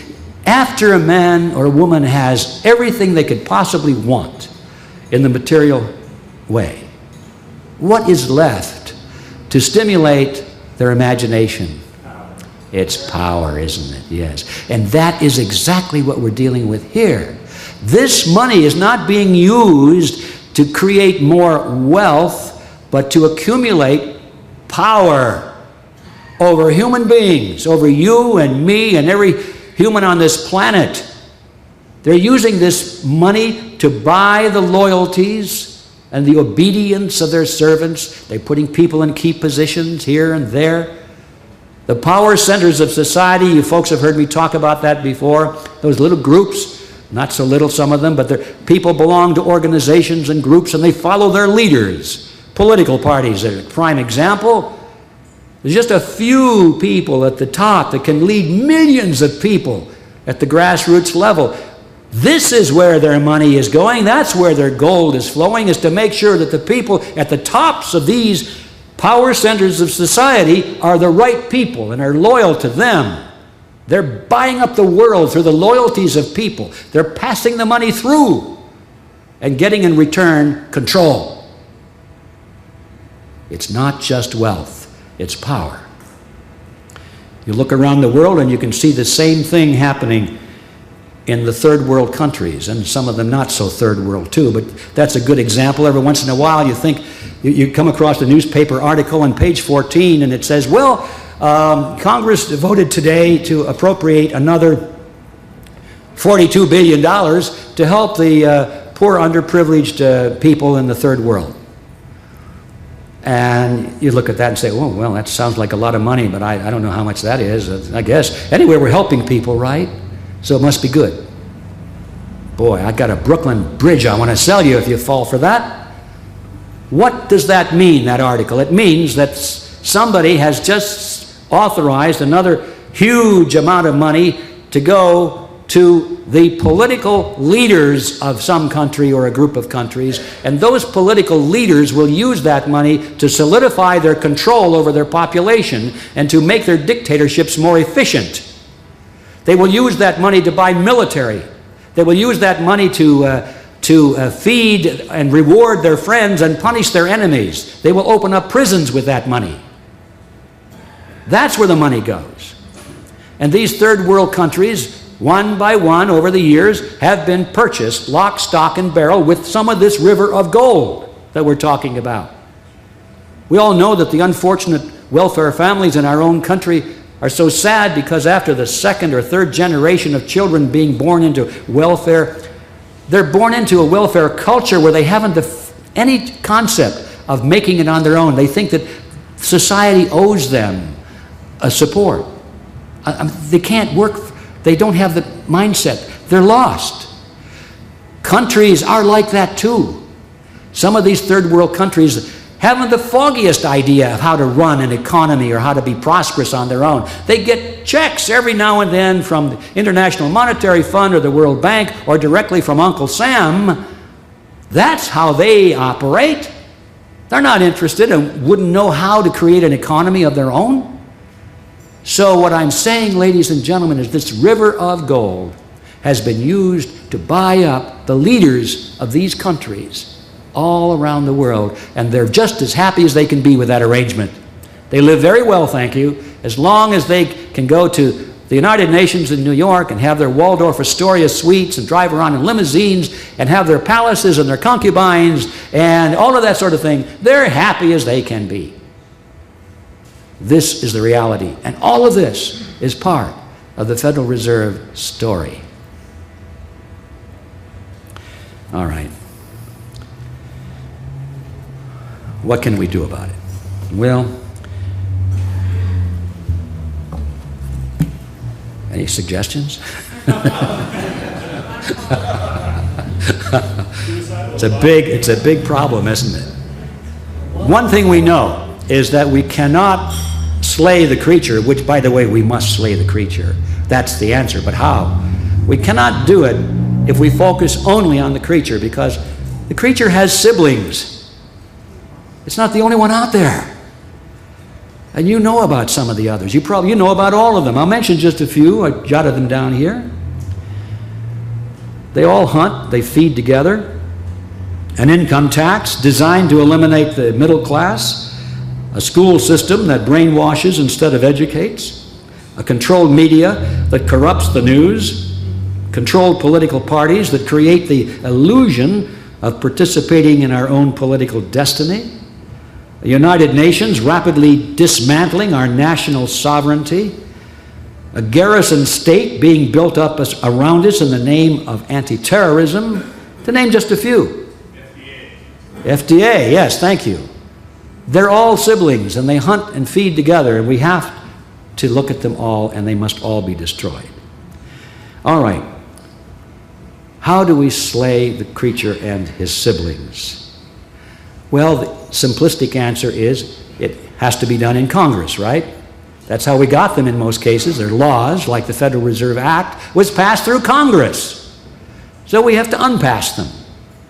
How? Well, now we get down to the nitty-gritties.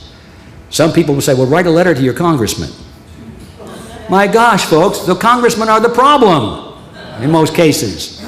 They know what's going on, even though they pretend they don't.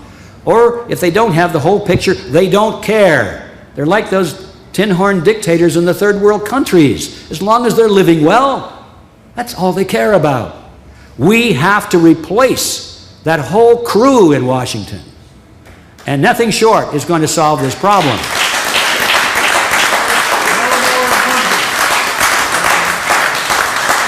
And how do we do that? All right, now we're down to it.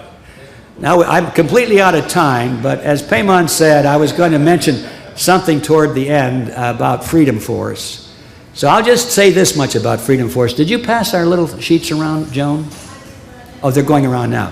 Freedom Force is an organization, this will take about 2 minutes. Freedom Force is an organization which was founded in 2002, didn't really get up to speed till about 2005. And we have members now in 58 countries. This is a worldwide problem. Everybody's got a similar problem. And the mission is to recapture control of the power centers of society. It's as simple as that. We've lost our freedom because we've lost control of the organizations that represent us.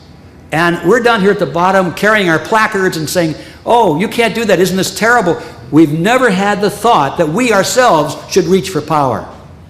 We're always on the outside of the halls of power, banging on the glass. Oh, you in there that makes things happen, won't you please listen to us, read our letters, look at our petitions, won't you please follow the Constitution, won't you do what is right, please? You know? No, that's not going to work.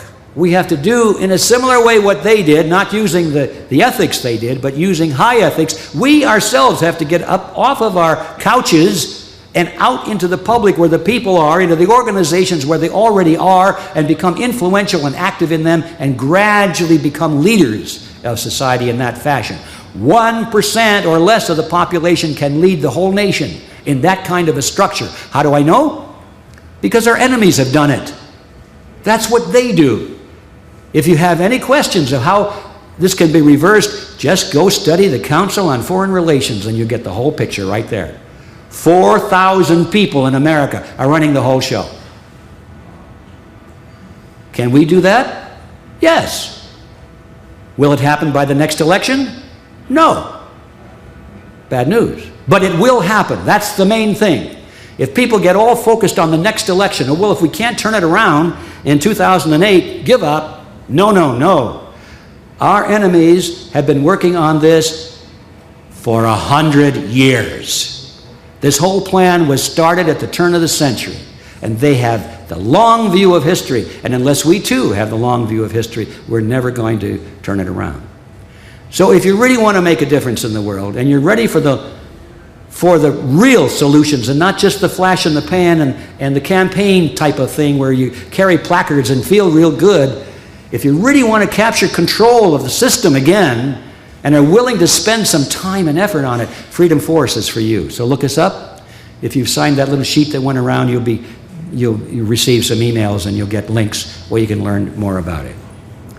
And then finally, Payman asked me to comment on where I think the economy is going, or what? How did you phrase that, Payman? You wanted me to, where's it going? Well, anybody here have any doubts? It's going south. And I don't mean to Georgia.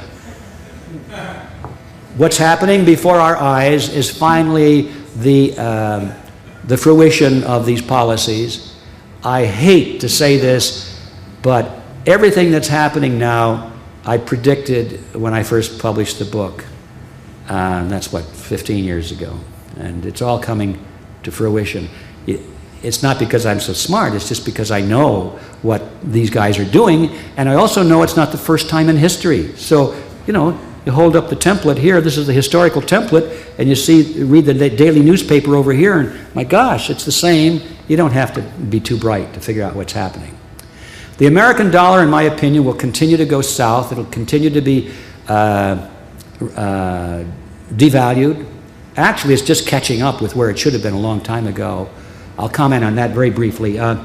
You know, the Federal Reserve has been creating money out of nothing at a tremendous rate for so many years. It was at first very puzzling to me, how come inflation wasn't greater? And then I finally figured it out. It was, I don't know what took me so long, but it's what they call euro dollars. The world, believe it or not, most of the nations of the world are in worse shape than the United States in terms of their economic systems. Their money is even more fiat, it's even more worthless.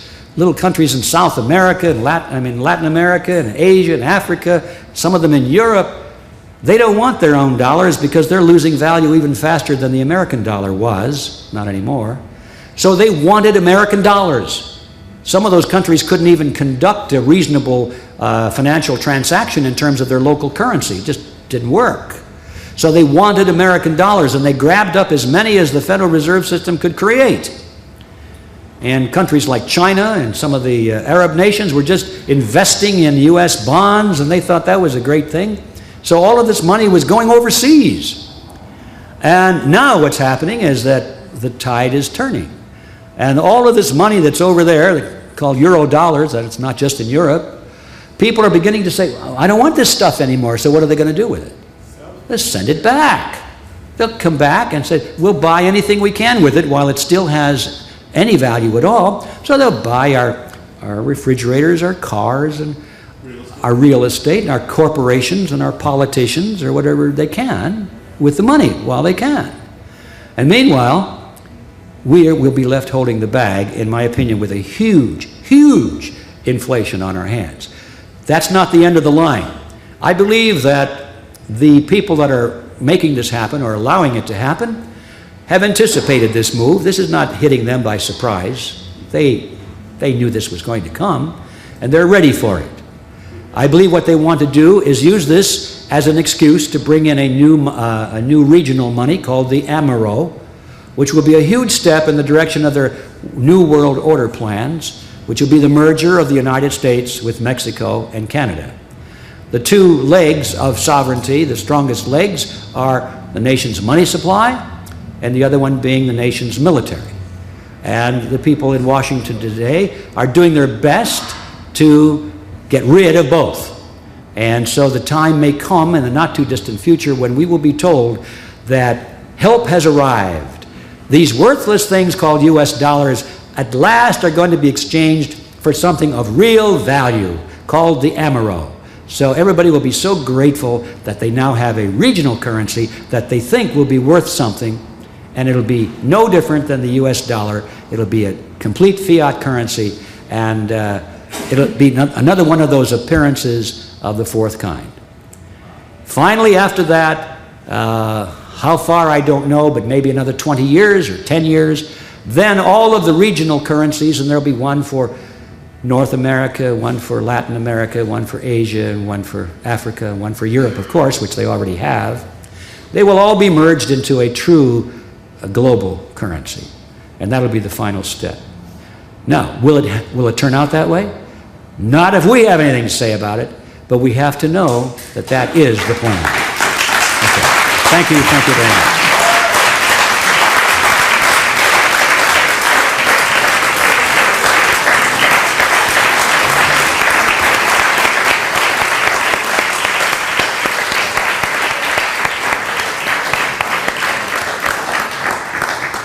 Thank you, Ed, for a very informative speech. And folks, I hope that looks like from everybody standing, you were happy with the speech also? Yeah? Let's give Ed another hand.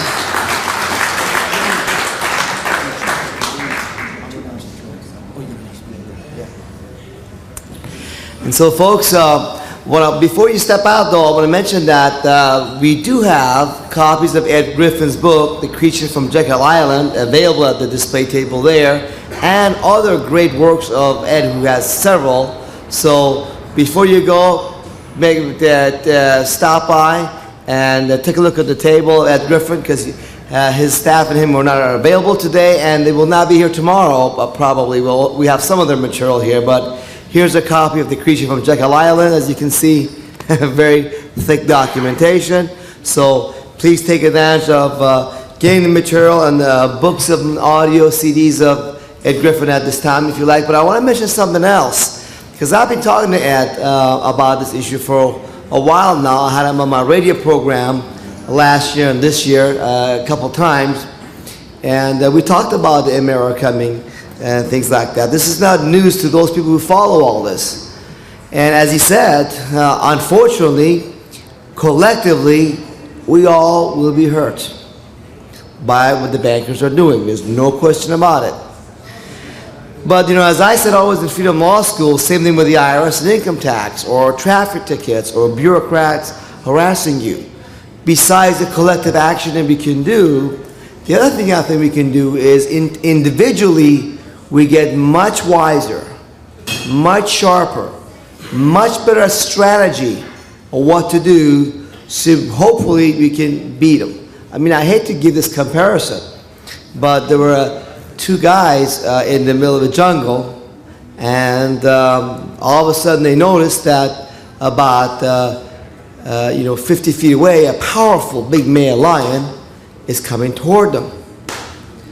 And the first guy says, "Oh, gosh, we're done. We're history." And the other guy starts running fast. The other guy runs after him. Second guy said, the one that said we're history, said, "What's the point of running so fast? Because he's so much faster than us. He's going to get us anyhow." And the second one said, well, all I gotta do is run faster than you. Because the lion's gonna catch the first guy and the second one's gonna go free. And I hate to sound so, direct about it, but unfortunately, as you heard, not one in 1,000 person understands this Federal Reserve System very well and what to do about it. And as he described to you, it's because of, a lot of it because of their ignorance, their lack of interest. We advertise these events and other speakers that we have here to a large numbers of people out there who heard about it, but only a few of you who chose to be here in person or listen to this on CD or video took the time to be here. And the fact of the matter is, if you understand the game and how it works, there are also opportunities created in there for those who understand to minimize the damage and even profit by it. Somebody is going to profit by this, besides the bankers. Not billions and billions and trillions like the bankers going to make, but thousands, tens of thousands, hundreds of thousands, or a few millions even, could be made relatively easy by an average person, depending where you're at. You're at the minimum wage level or over $100,000 level you make a year. Going to be a little different area, but you can still be ahead of the game. So that's why I want to let you know that if you want to be the one that comes ahead of all this, if you have other things planned, you may want to rearrange it to be there with us this Monday in the class that I'm going to teach on how to prosper in the coming hard times. If you understand what's going on and what to do about it, you can be ahead. Some of you already signed up to be there, folks, and you've seen by the kind of information we put out with our speakers and our material at Freedom Law School, we don't sell, we don't provide just useless information. This is all documented, verifiable information that will be useful to use. Useful information you're after, and that's what we want to give you. So I hope that those of you who have not signed up for the class Monday be with us, because we need more of you to profit from these hard times, more of you to be ahead, because the freedom movement needs people like you to become more prosperous and wealthy, because you are the backbone of the freedom movement. If it wasn't for the generosity of those of you who are here and who've donated to us before, to make these events happen, we couldn't do it. Okay? These conferences are not paid in full by your donations, but we pay at the door, but it's supported by donations of our students who believe in the work that we do. So we want to empower you to become as prosperous as possible, so you can do the freedom works that we are doing at Freedom Law School, Freedom Force International do it, folks. You can donate and have us grow powerfully together on the way to freedom. So it's a critical part of our path to freedom that you do what you can for you to become as intelligent and wise about the economic and monetary system, how to fix your job, your business, your investments, so you can be as powerful and prosperous as possible to be able to give back not just to your family, which obviously you want to do naturally, but also to the freedom movement, to have us become free once again. So with that, I look forward to seeing you all tomorrow morning, 9 o'clock, with Ted Gunnarsson and Eric Schein. And Monday morning, the class is 9 to 5 as well. Thank you. Have a good night, everybody.